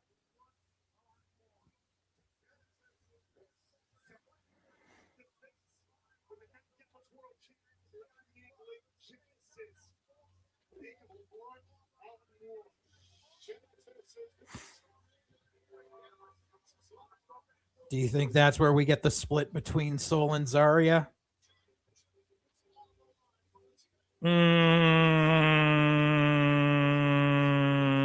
I don't see. I don't know. I don't know if it's over the. I don't the see them TNA putting. title. I don't see them putting the title on Zarya, and I don't see Zarya doing the job clean. Damn, and then another vignette of like, here's a bunch of people who used to be here, Right, and then we'll mix in one or two guys who are here currently still. Right. Yeah. Well, this one, okay. Okay. So that's old school Eddie. So they are focused on people who are here, I guess. But again, like Joe and then Truth and then Bully, right? Like it's like, and then they go to Sabin, Angle, like Raven, Sting. It's cool though. It is cool. Like as a Mark, as Phil S. Marks, who loves TNA, I rock with it. But I'm surprised we've gotten this far without them showing the Elix skip or cage walk yet. oh, I know. They need to do one PLE a year. TNA does with a 6-sided ring. You just do one a year, and then you bring back the 6-sided ring for one night a year every year. And like maybe you can do the impact from that 6-sided ring, like the go home impact, and then you do the pay-per-view out of it or whatever. See, there's two issues with it. Yeah. One is, well, three issues actually. One is you're giving up space that you could be selling tickets for. The second is you've got people that have never worked in a 6-sided ring, and it's different dimensions of when you got to run the ropes and things like that. It's very wonky. And three, and I can tell you this from personal experience, no one likes bumping in a 6-sided ring because it has less padding and less give, and it fucking hurts. Yeah, for sure. No, I'm with all that. There's an indie in my state where the dude owns a 6-sided ring, and people are like, I don't want to take a booking from him. I don't care how much he wants to pay me. That shit hurts. Yeah. No, I dig that for sure. Like you'd see some people even in TNA like a couple times botch hitting the ropes on the 6-sided. Like you'd see they fuck up the direct, like they hit the rope and then run to the fucking buckle or whatever. Like you've seen that a few times. But I just think once a year they should bring it back. Like I maintain that, even though it's fucked to bump on, it's like so is the chamber back in the day. At least it's a canvas, just once a year you do the throwback for the old heads, and then it gives you, because this is why TNA really owned the 6-sided thing, and then it's like that's something unique to them. Like the way the Royal Rumble is unique to the WWE and Survivor Series match is unique to them. And like WCW had War Games. And it was unique to the American crowd though, dude, because they had a 6-sided ring in Mexico. For sure. But it's still unique to the American. It's an American based company. So they should, I just think once a year, like you bring it back as like, this is our 6-sided, whatever the fuck. And then we'll also do 6 sides of, there will be one 6 sides of steel match on the 6-sided card every year. And it's like their elimination chamber, but not really. It's just the 6 sides of steel, whatever. Then everyone has to wrestle in the 6 sides that night. I just think that'd be cool once a year, it's their own thing. PML, a rare brain infection that can result in death, cannot be ruled out. Tell your doctor if you have an infection. Flu-like symptoms, sores, or are prone to infections. Liver problems can occur. With Entyvio, you may be able to pay as little as $0 per dose. Ask your doctor if Entyvio, including the Entyvio pen, is right for you. 6-sided ring was when TNA was at its worst. Yeah, I mean, I don't know. Like there was a lot of good shit from that time though, too. Like dude, the old school X Division from the Fox Sportsnet days, that was still 6-sided ring, and that was some good stuff to watch. Yeah, and like Kurt Angle and all those guys, man, were wrestling in 6 sides, and I loved it. But I totally get when the wrestlers are like, it's a wrestling. We do a 4-sided ring, and I totally get that. And when they're like, you don't want to bump on this as much. I totally get it. But at the same time, they did like, Jeff Jarrett would say, oh, it sells action figures or whatever the rumors were back then. And it's like, they brought back the fact that they're TNA wrestling. I think for one night only, you could do a 6-sided ring and that would pop the fans and give a bit of nostalgia every year. And also It's just something that you identify with them the way, again, like Royal Rumble winner goes to WrestleMania, like WWE. Anybody else who does a battle royal where the winner goes on to fight for the title, they're just doing a Royal Rumble, you know?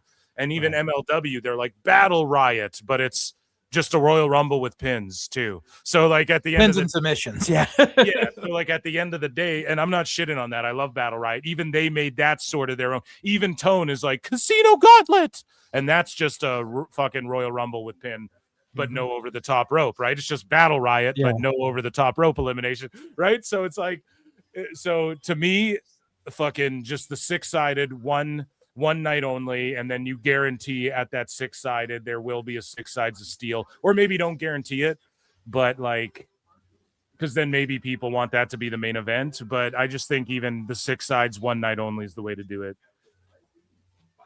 It's just unique to TNA as far as like American wrestling fans are concerned and shit, and North American wrestling fans. Big deals.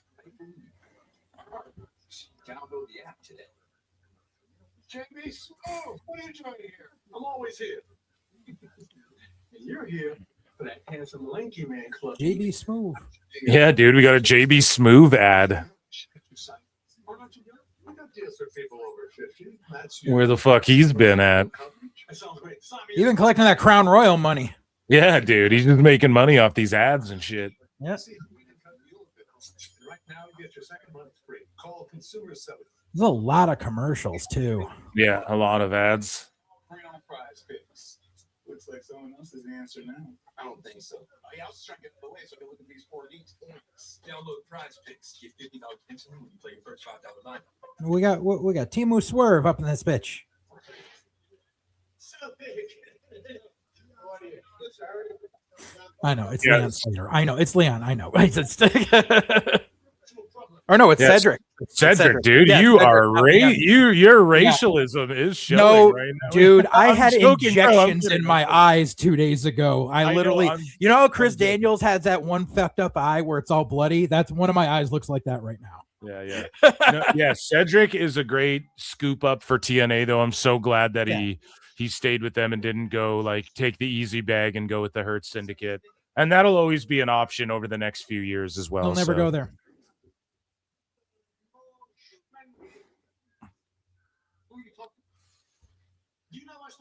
And also, like, he's probably Big Swole's probably still mad at Tone Yeah, that's why he'll never go there. And Joe Hendry for him on his phone. smoking all of her weed allegedly. Yeah. Oh no, they're Joe Hendry. Allegedly. Yep. He's calling said.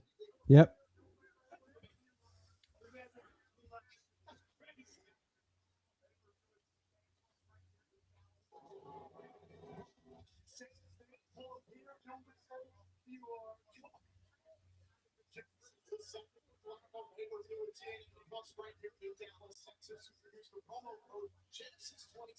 Genesis coming up. When is the pay-per-view? It's in like a couple days, right? Yeah. Hell yeah. So we'll be watching Genesis on Saturday for Sicko Saturday chat. Yeah, and then Rich Homie Swan's back. And then instead of joining up, AJ Francis and him are beefing, which is awesome. And then Casey Navarro's doing his own thing. He's hurt right now, too. Yeah, he is. Elijah versus Ali. Mara Sade versus Ryan Nemeth. Ugh. God, I'm not a Ryan Nemeth fan. I got to be honest. Zarya versus Lei Ying Lee. That rules. Yeah.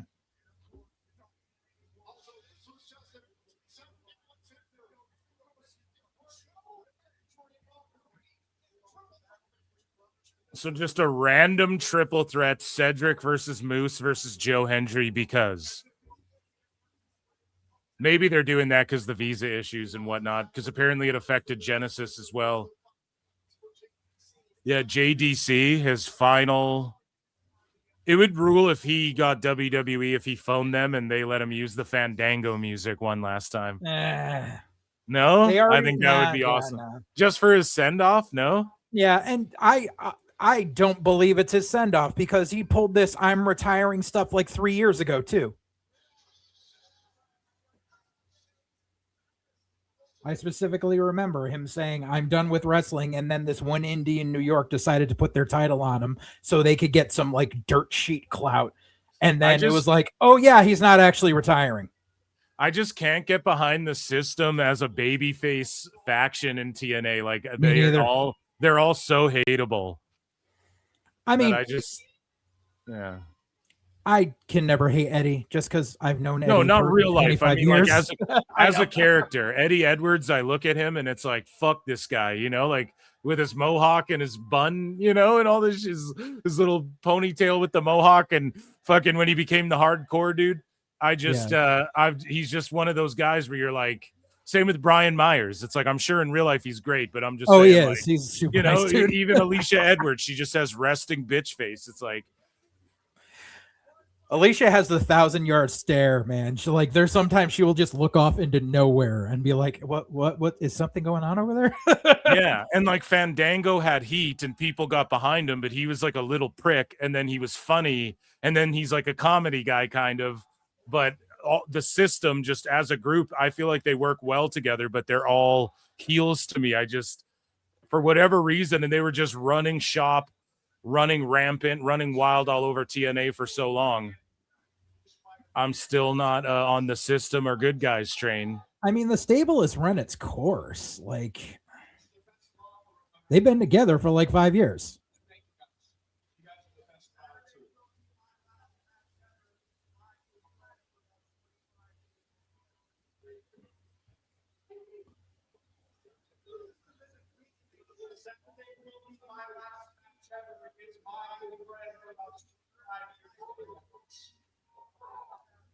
Didn't Alicia Edwards wrestle on that Fed on DPW like when you were there when we fucking Yeah, she worked for us a few times. Yeah, that's awesome. Yeah, that was before her and Eddie Who started did she dating. wrestle again? Oh yeah, just like the girl who was like your guys' top girl, hey? Yeah, our top heel, Ariel, the Portuguese princess. Yeah, but then her like Brazilian the Portuguese cheering section, yes. Yeah. Well, in Brazil they speak Portuguese, but they're like actually like Portuguese, or were they Brazilian? Yes. Yeah, Yes. yeah. No, they were Portuguese. Yeah.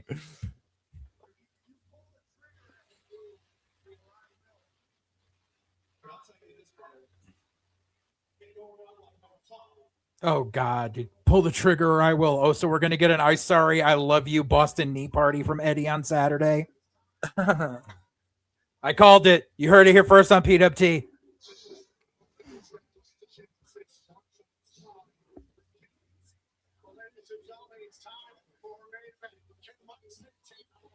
Okay, main event time.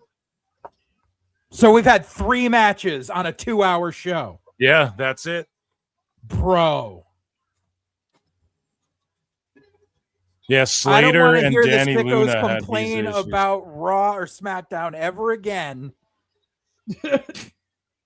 3 matches in a 2-hour. Yeah, I mean, if block. this is a recurring thing, I mean, if next week they do the same shit, then that might not be a good look. But dude, you know what this show is giving me? It's giving me first night of ECW on the Sci-Fi Channel vibes. That honestly, that's what it's like. This just feels off. it just didn't like not blow people away, I think, the way most people expected.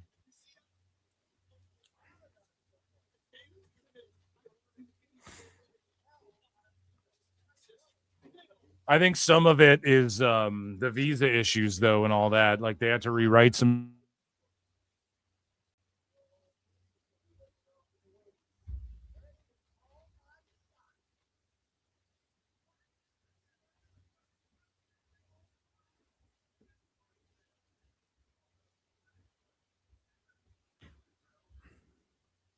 I can't hear Phil. Chat, can you guys hear Phil?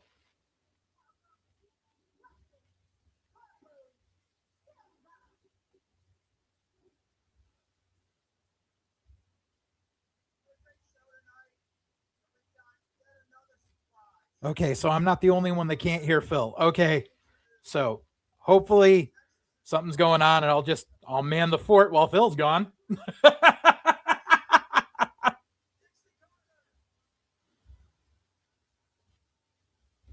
Yeah, I think Phil either is having issues or he knocked out his mic or something. So I will try to. Oh, God, why is Dixie Carter on our screens? Why? Why? There's no reason she needs to be here whatsoever.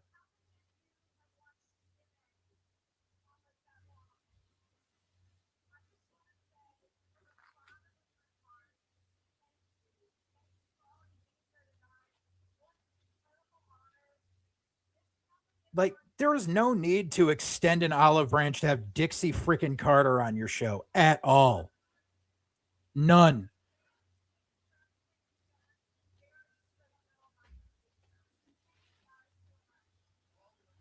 Like, it would have been more forgivable for Jeff Jarrett to show up on this. Oh, look, it's Bully Ray. Okay, that's fine. But there's no reason for Dixie to be there. I mean, geez, why don't you just bring out Vince Russo at this point?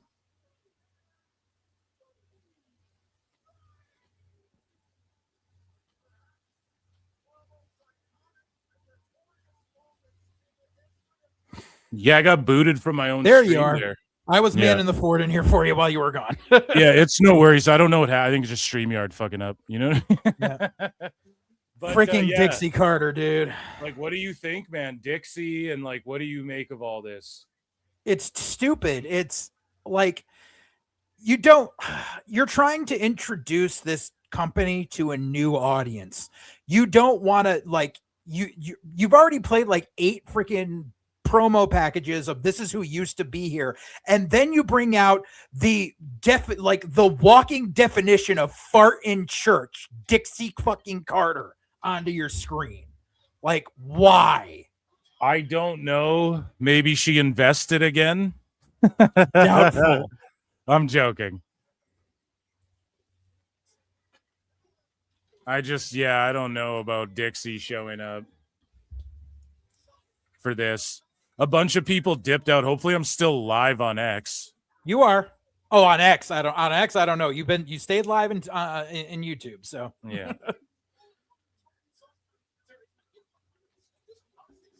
even having Santana win at this point, like you've just done so much like awful shit.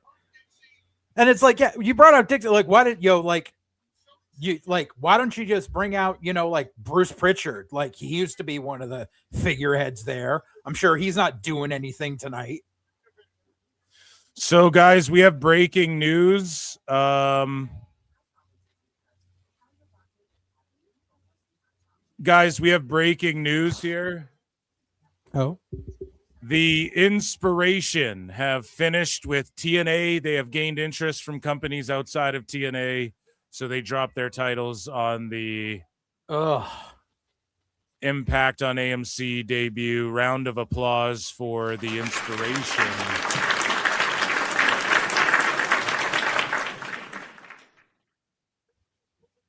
And so there you go. I have to re-put the poll in chat. I guess it didn't work because I glitched out of StreamYard and I just don't even know what happened there.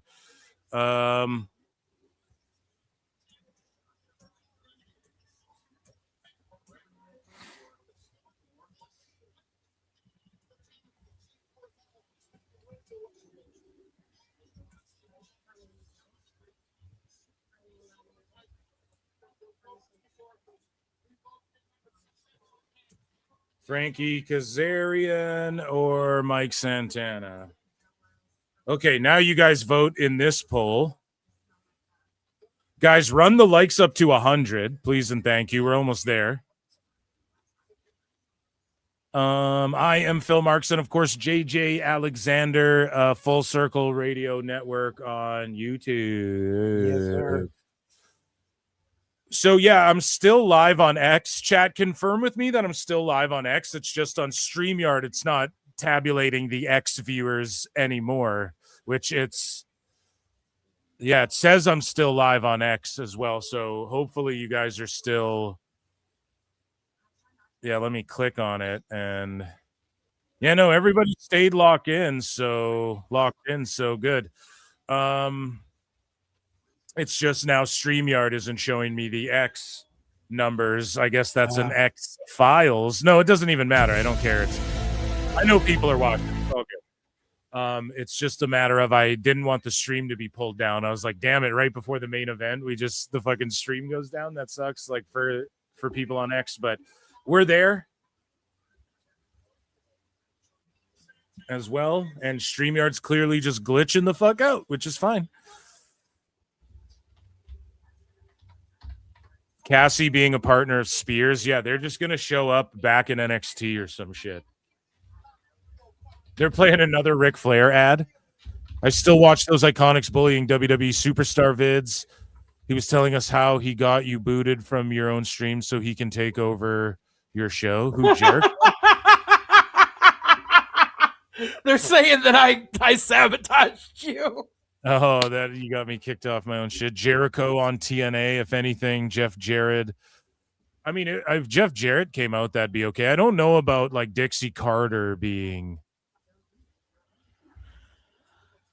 there though. That's it's just it's just so tone deaf.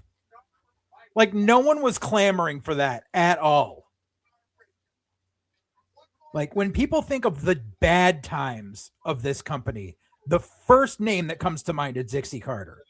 Why would you do that to yourself? At Walden University, we get the W. We step up when everything's on the line. so Elayna Black back on Twitter or what? Or didn't she dip out? I don't know. I didn't pay attention. I'm not an exterminator. And then Dixie spoke to the crowd. Yeah.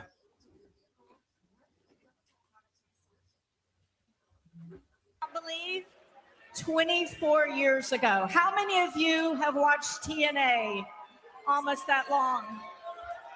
I just want to say from the They're all like, who are you? Right. Thank you for all of you being here tonight. What an incredible honor to chat with you for. Thank you guys so much.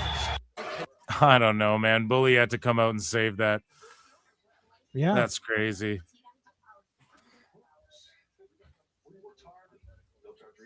We're a two-income family. Life would be very difficult if something happened to either one of us. So how do we make sure our family and our lives were protected? We called Select Quote. We're a licensed insurance agent found with each policy under $1 a day. We got covered the same day with Yeah, I don't know. Pretty mid debut on AMC. If you were just a casual, I think you'd tune into this and be like, what the fuck? You know? Right. Like, that's how I view it. You'd kind of be like, what the fuck is this? Oh, it's like knockoff WWE. Especially when you show all these promo packages of all these Yeah. like, high impact moves and blah, blah, blah. And then none of these people are on this show. It's either, it's like, we used to have these guys, or look at all this stuff. You ain't going to see any of it tonight.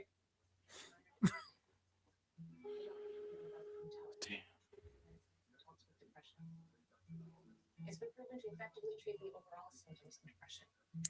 Increases the risk of suicidal thoughts and actions in people 24 and younger. Call a doctor right away if you have these or new or worsening depression or sudden changes in mood, behavior, thoughts, or feelings. Tritalis is not for use in children. Do not take with MAOIs. Tell your doctor about all medicines you take to avoid a life-threatening condition. And like, just with all these commercials, by the time the bell rings on the main event, it's going to be a 14-minute match.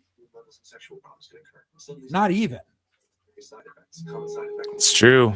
Like, so like, let's say wrestling only has one royal stopwatch. For a 2-hour program, we get like 22 minutes of matches, like 22 minutes of actual in-ring action. Like, bro, like you can't call yourself total nonstop action if you don't have any action. They should have just did what they do so well already. Right. Like, they've been doing impacts. They should Right. just do an impact. Treat it like an impact.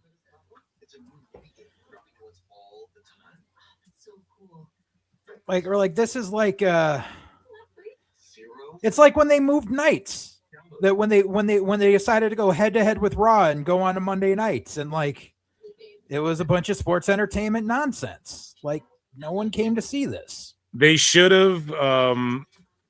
If visa issues affected the formatting of the show to a degree, I get it. They should have treated this like a regular impact, but just like with pyro and some surprises and shit. Like, just give us some pyro and give us some entrances and shit. Right. You know what I'm saying? Right, but still, like, even if Or visa not issues, you entrances, see, like debuts and stuff like that, like returns, like that Mr. Elegance guy could have debuted next week. I feel Right. like if the visa issues affected them, but you mean to tell me Danny Luna affected the show this much to where they have Right. to fill that much time? I don't think so. I think it's right. Oh, look, so they just skipped the entrances and they're already in the ring.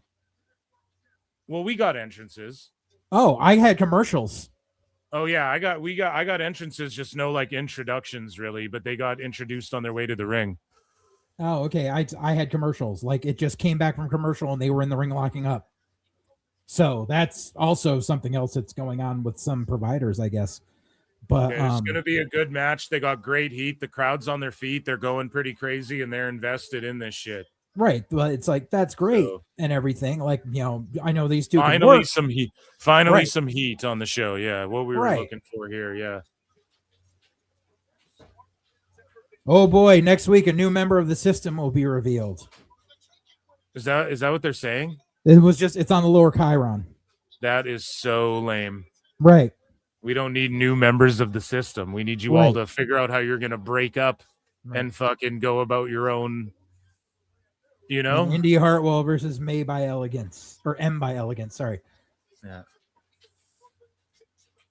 And oh god, they're bringing back Feast or Fired. No, I'm stop down. it, TNA, stop it. I'm down because if there's people leaving the company this much, you might as well like fire someone. You might as well have someone whose contract's up and you go, okay, well, you'll get the fired briefcase. It's just I hate that so much because like you put out you do it with the whole like four briefcases and 6 entrants. Like, you put me out there and be like, oh well, you could get a title shot or you could be fired. As a worker, I would just go out there and sit in the damn corner and let everyone else kick the shit out of each other and just not participate. Be like, I'm just getting paid for this match. I'm not risking my job. Head scissors.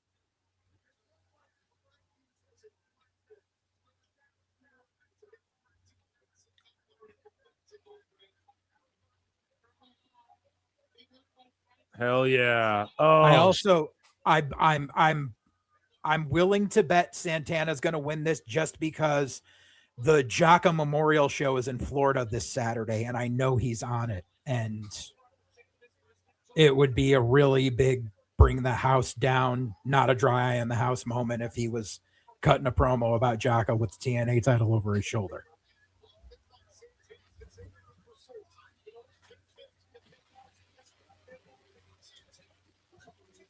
yeah, this Another is the heat freaking that this show commercial. needed. Oh God! And then they kill it with another commercial. Oh God! Crowd's so into it. That's the heat we needed. Yeah, goes to commercial if you're on TNA Plus. If it's not crashed out from the 80 million watching on Max Bryan, then you are getting to see this action. I might have to chat if you have TNA Plus pulled up, you get to. There's no commercials, right? I might have to invest in TNA Plus if it means no ads, and I can call the action Netflix style.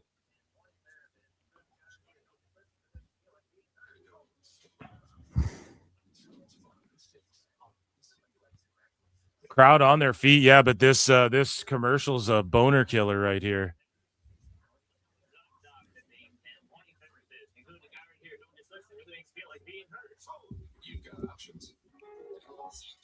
Yeah, AMC needs to realize they can't put as many ad breaks in this as they do during stuff like the Walking Dead spinoff shows. Like,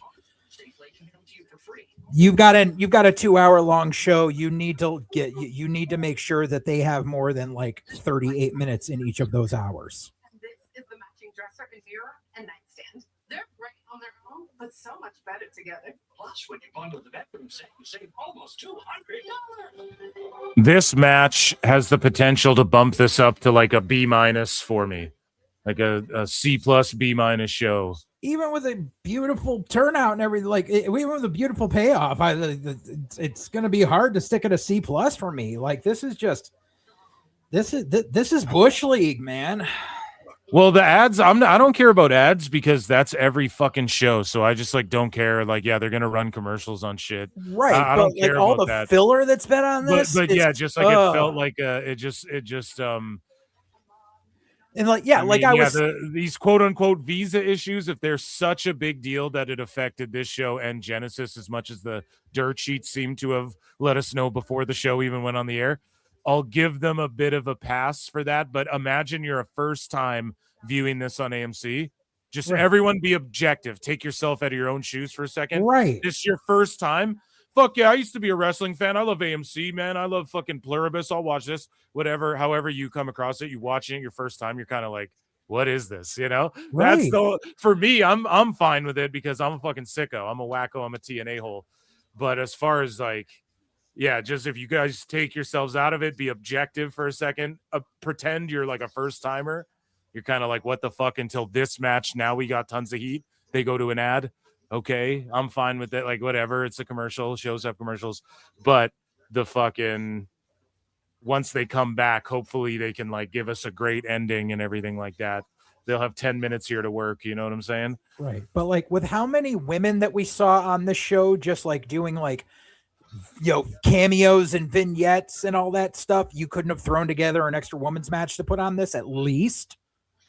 Like you're telling me that like freaking Sol Ruka couldn't have worked Yingli's assistant there or something like that. You know, like it's not rocket science, dude. You learn how to book on the fly. Yeah, the formatting I think has been really bad as well, and I think that's why you're noticing the commercials so greatly, JJ. I think that if they formatted the show better and they produced it a little better, I think that the commercials wouldn't feel so egregious. Like because you got to set up the breaks the right way, and it's not like they can't happen in the middle of a match, but. Right, and it's not like they don't know how to. Like it's not that they had solid in and outs on Access. Like, so I don't understand why. Like even if it's like AMC is like, okay, well you need to put like X amount of ad break minutes in, and it's like 3 more minutes per hour than Access was. This just feels like so freaking haphazard.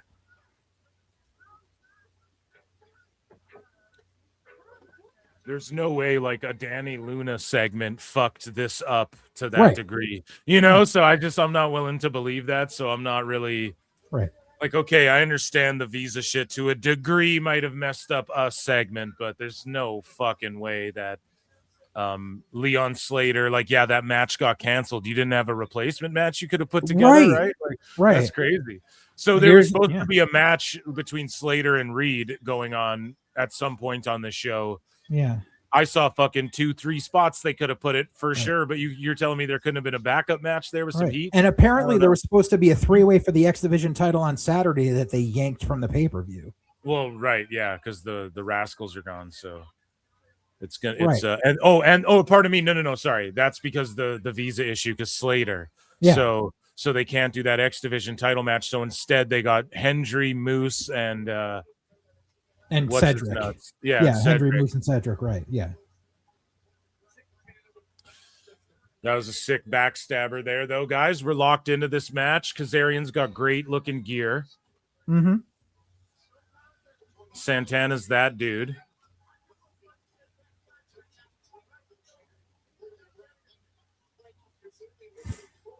You forget how, not that like AJ Styles is this ginormous guy, but when they went face to face and you see Kazarian's got a chunk of height on AJ, you're like, oh yeah, this guy's bigger than you think, you know? Mm-hmm.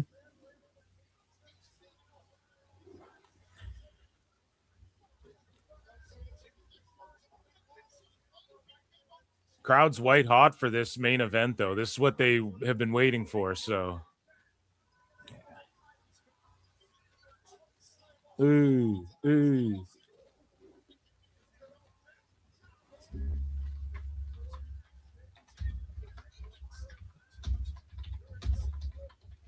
See, it's worth it. If you can give the crowd some shit that they can enjoy and watch and absorb, and then you give them just a fucking banging main event, like clearly they're super into this main event. The ending is like a massive W. Well, unless they fuck it up. Doesn't someone have like a cash in, or did Nick Nemeth lose that to Kazarian? Yeah, because that's how Kazarian won, isn't it? I think so, yeah. Yeah. So I was gonna say that'd be crazy. They pull the old Dolph Ziggler Money in the Bank or what? Yeah, just piss off everyone. Yeah. Oh, the rolling cutter.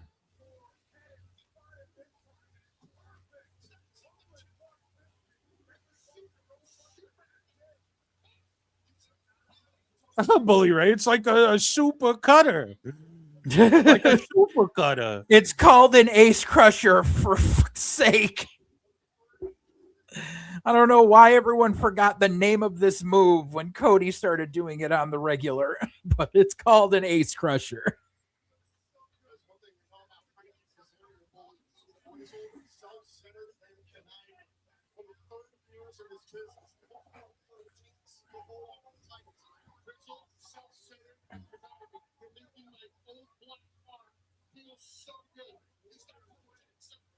Spanish Fly. Woohoo.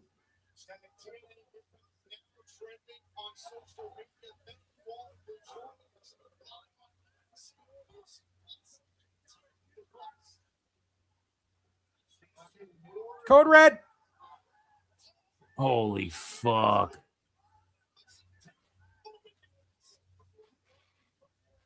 They're going off. Yeah, they definitely kicked it up a notch. Good on them. Let's try to stick the landing here. Yeah, this. Hey, Phil, I got an idea for a watch-along show. You busy tomorrow? Well, I gotta do my Dave Meltzer Dumb Moment of the Week show tomorrow. I bumped it from today till tomorrow, but yeah, shoot. Well, what's your idea? There's a show I worked that a few years back that I just found the playlist for, and I think you'd get I think you'd get a kick out of it. Like, yeah, it's a pretty interesting show. Yeah, DM me, dude. Let's set up a time. Let's set up a day. Yeah, I'm trying to get. I think Saturday. I'm gonna get Jeff Lane on. I think we'll record him and I will record a podcast if he's free. Him and I both keep trying to link up, and we're just like we're both very loosey goosey, and we're very, JJ. I'm very loosey goosey with my yeah. I'm just like, hey, you want to do some shit? All right, I'll throw you a link, and then I just like it's just like yeah. So I'm very just last minute, and Jeff's very much the same way, and so we're just me and him keep missing each other, but we're. I think Saturday before the Bills game. Yeah. I know Saturday. Apparently, I agreed to do the guys from Rock and Ropes are doing a trivia thing. I bet these guys are false finishing here, and they're going through all the shit. Quebrada. Oh no. Yeah. So hit me up. Maybe on Sunday, buddy. We can do it then if we're both busy there. Oh yeah, that would work. Yeah, these guys are cooking, and there's people on their feet. Like, people are invested in this match. I'm telling you, the TNA fans love fucking Santana. Like, he's their guy through and through. Yeah. Like, I think people show up to these shows to see Santana and shit. I think that's undeniable. Definitely. Whereas you could argue maybe some of these guys, it's like, well, it's TNA, wrestling's in town. They're wrestling fans. They kind of like everything. I think Santana's got fans. Like, he's the real deal.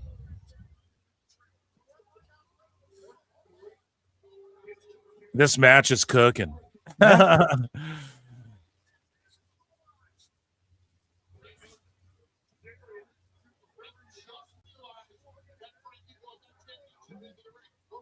Rolling the block or whatever he calls it, spinning the block. Yeah. Oh, I feel like they're okay. I was waiting. I was like, we're waiting on a ref bump here. Like, it looks like they dodged it 3 times, and so we're waiting on it. Okay. So now we got the ref bump. You guys better take it home. You only got 2 minutes. Well, I mean, No we don't know. It's a new day and age, man. We don't know if AMC is super crazy about you. Like, they're playing the Equalizer 2 after this or some shit, right? I looked it up. Their blocks are set, dude. Like, yeah. You don't think that they could just roll the Equalizer out and go, well, this is on Who cares if this goes a few minutes over? Fucking. You got. Or is that like you gotta, TNA's bad? Well, you they just have cut to them adhere off to like the. it's. Yeah, you have to adhere to the to the ad space you've sold to certain people. Right. It's all like kind of new territory because it's on AMC Plus as well. So how loosey goosey are they with TNA? And it's on TNA Plus and everything. So it's on AMC Plus, TNA Plus, and AMC or whatever. So does it, how do they give a fuck? Or are they like, oh, this guy, I bet they'll end on time. I'm just saying, like, not like this, by God. Really? So we're just gonna take. We're gonna take going. No, they just decided, because Aaron just decided to take a stab at Adam Page. Like, don't acknowledge AEW at all. How are they acknowledging AEW? Kazarian just did a dead eye on the apron. The fade to black on the apron. Yeah, is that a nod to fucking Hangman? Yeah, because Hangman. That's Hangman shit he does on the apron. Yeah, like every pay-per-view, or else he does it off the thing through a table. Oh, You're Canadian right. Destroyer. What? Oh, no. Oh, God. Why did you do that? Let's go. No. Yeah, you can tell the ref is like, hurry the fuck up. I think I'm like 30 seconds behind you again. But yeah, the ref's like telling him, hurry the fuck up. You can But tell. Santana just did the dumb thing where he popped up from a Canadian Yeah, Destroyer. the fighting spirit. But here's the thing. They don't do that shit in TNA all the time. So you can get away with it. You can get away with it if you don't do it all the time, right? Like if Punk eats a big move and then he just like GTSs someone, then collapses. I don't get as triggered in WWE, but it's the fact Santana's not really selling the fucking. He's just up and but that's TV time. He's just up like ready to. Okay, now we hit the spin the block again. Yeah, spin the block again. They fucked up at there some we go. point there. Yeah, they fucked up something, but okay, there. But it's he all wins good. clean. We're going into the fucking. No AJ Styles.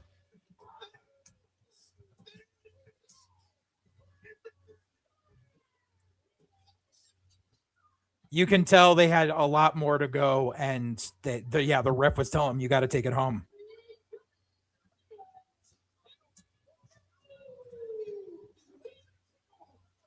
Carlos Silva, you're not allowed to be in that ring after bringing out Dixie Carter. Go away.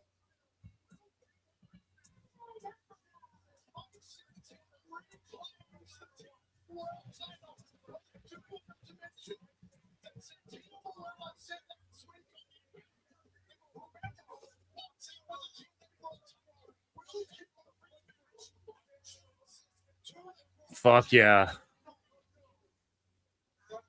I don't know. I like that match. The I match liked was it a all right, lot. but you can just tell they had to rush it at the end. They just had to rush the finish, yeah, which is like, okay, I'm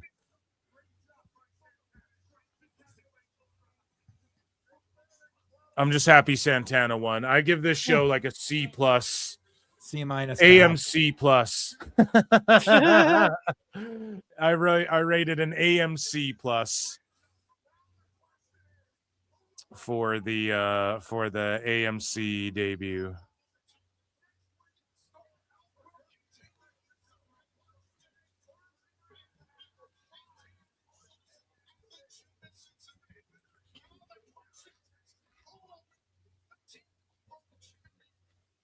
Yeah, hard out at 11 o'clock. Produced by Tommy Dreamer. He's getting his. They're running the the credits there, and he's getting his due. Everybody is. 81% of y'all thought that Santana was going to win. That was clearly the right move. Yeah. They were out of there by 10 o'clock for the equalizer. The finish was rushed. I don't like that Santana wasn't really selling there, but they had to just get their shit in. They could have went without that one false finish there that clearly they seem to botch around and mess up on. Mm-hmm. I rate that show a C+. Round of applause for TNA. What do you rate it? What do you rate it overall? I guess C- tops. C-. It's tops. hovering on a D+. It was by no means like a terrible show, but it wasn't like it wasn't quite what everyone expected, and then they definitely, which like if it was like, man, this is a really solid show, B+, if they like knocked it out of the park, okay, A-, A+, you know, So for me, it's like, yeah, C+. It was just subpar of like really fucking doing a great show. And I thought it was a little weak. Not even that I had my hopes up too much. What I hoped that they did was just a regular TNA Impact. Just add some pyro, make it feel a little bigger and livelier. Right. And instead, yeah, they fucked up. They're trying to fill some time. I don't know. They were showing the empty crowd in some of the fucking areas. It just wasn't a smart idea to do that. I'm surprised they didn't have someone they could just send out there to cut a promo or give AJ some more time or something. Or like, AJ, would you hit a phenomenal forearm on someone? Can this guy come out and shit talk you and then Styles clash him? Will you do that? You know? Right. Just to fill some of that time. They could have did something even like that, but instead it was like, let's just quickly go to the crowd and look at these fucking guys on this show that's on AMC right now. You know, it's like, what the fuck? I don't know. So that's my review of it. I think Santana and Kazarian stole the show. Not that there is much to steal. Not that exactly the bar was very high before, you know, they came out and did their thing. So, but overall, I had a good time. JJ, what about you, buddy? Yeah, main event was all right. That's about all I can say. Like, it's as someone who's booked full shows and had to book on the fly because people no show and, you know, injuries, stuff like that. Like, that was just It just wasn't there for you. I don't want to say I could book better shit in my sleep, but I could book better shit in my sleep. I just feel like the formatting was pretty, like, it felt more on the fly than it should have for the first show as well. Felt more like a pay-per-view where it's like, oh my God, this celebrity's in the crowd quickly. What do you think? That's like old school, early 2000s pay-per-view, UFC pay-per-view type shit. Oh my God, Ving Rhames, what do you think about what's going on type thing? I don't know. It just felt like that Ryan Nemeth thing was thrown out there. Yeah. Just because. And the 6-man was good. The opener was good. And then the last match was solid. There was a 6-man. Where was I?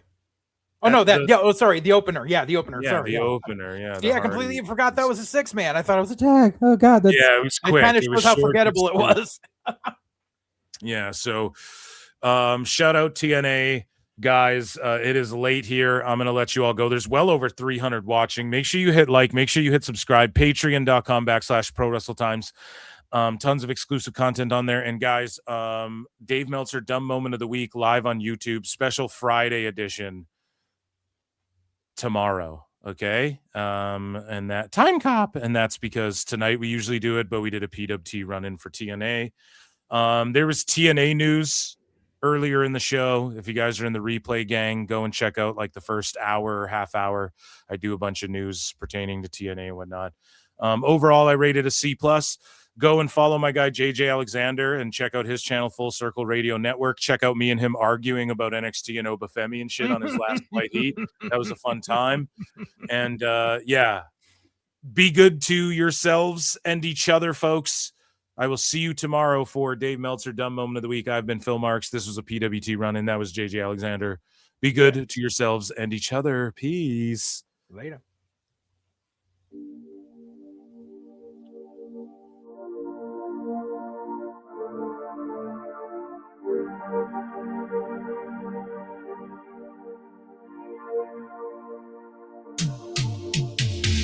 Every booking is golden, you see. Perfect cards crafted for you and me. Yeah, the best guys, Tony Khan, is true. Triple card, best damn booker in the land. 3 red cups stacked up, always in command. Triple card, living legend of the fight. Just a call away from making it right. Never see him back card, no way. Got the whole roster locked in for the day. A Crimson Tower of modern art. Triple cup. Triple cup. Every booking is golden, you see. Perfect cards crafted for you and me. Yeah, the best guys, Tony Khan, is true. Triple cup. Best damn booker in the land. 3 red cups stacked up, always in command. Triple cup. Living legend of the fight. Just a call away from making it right. the impact card, no way. Got the whole roster locked in for the day. A Crimson Tower, modern art. Triple cup. Triple cup.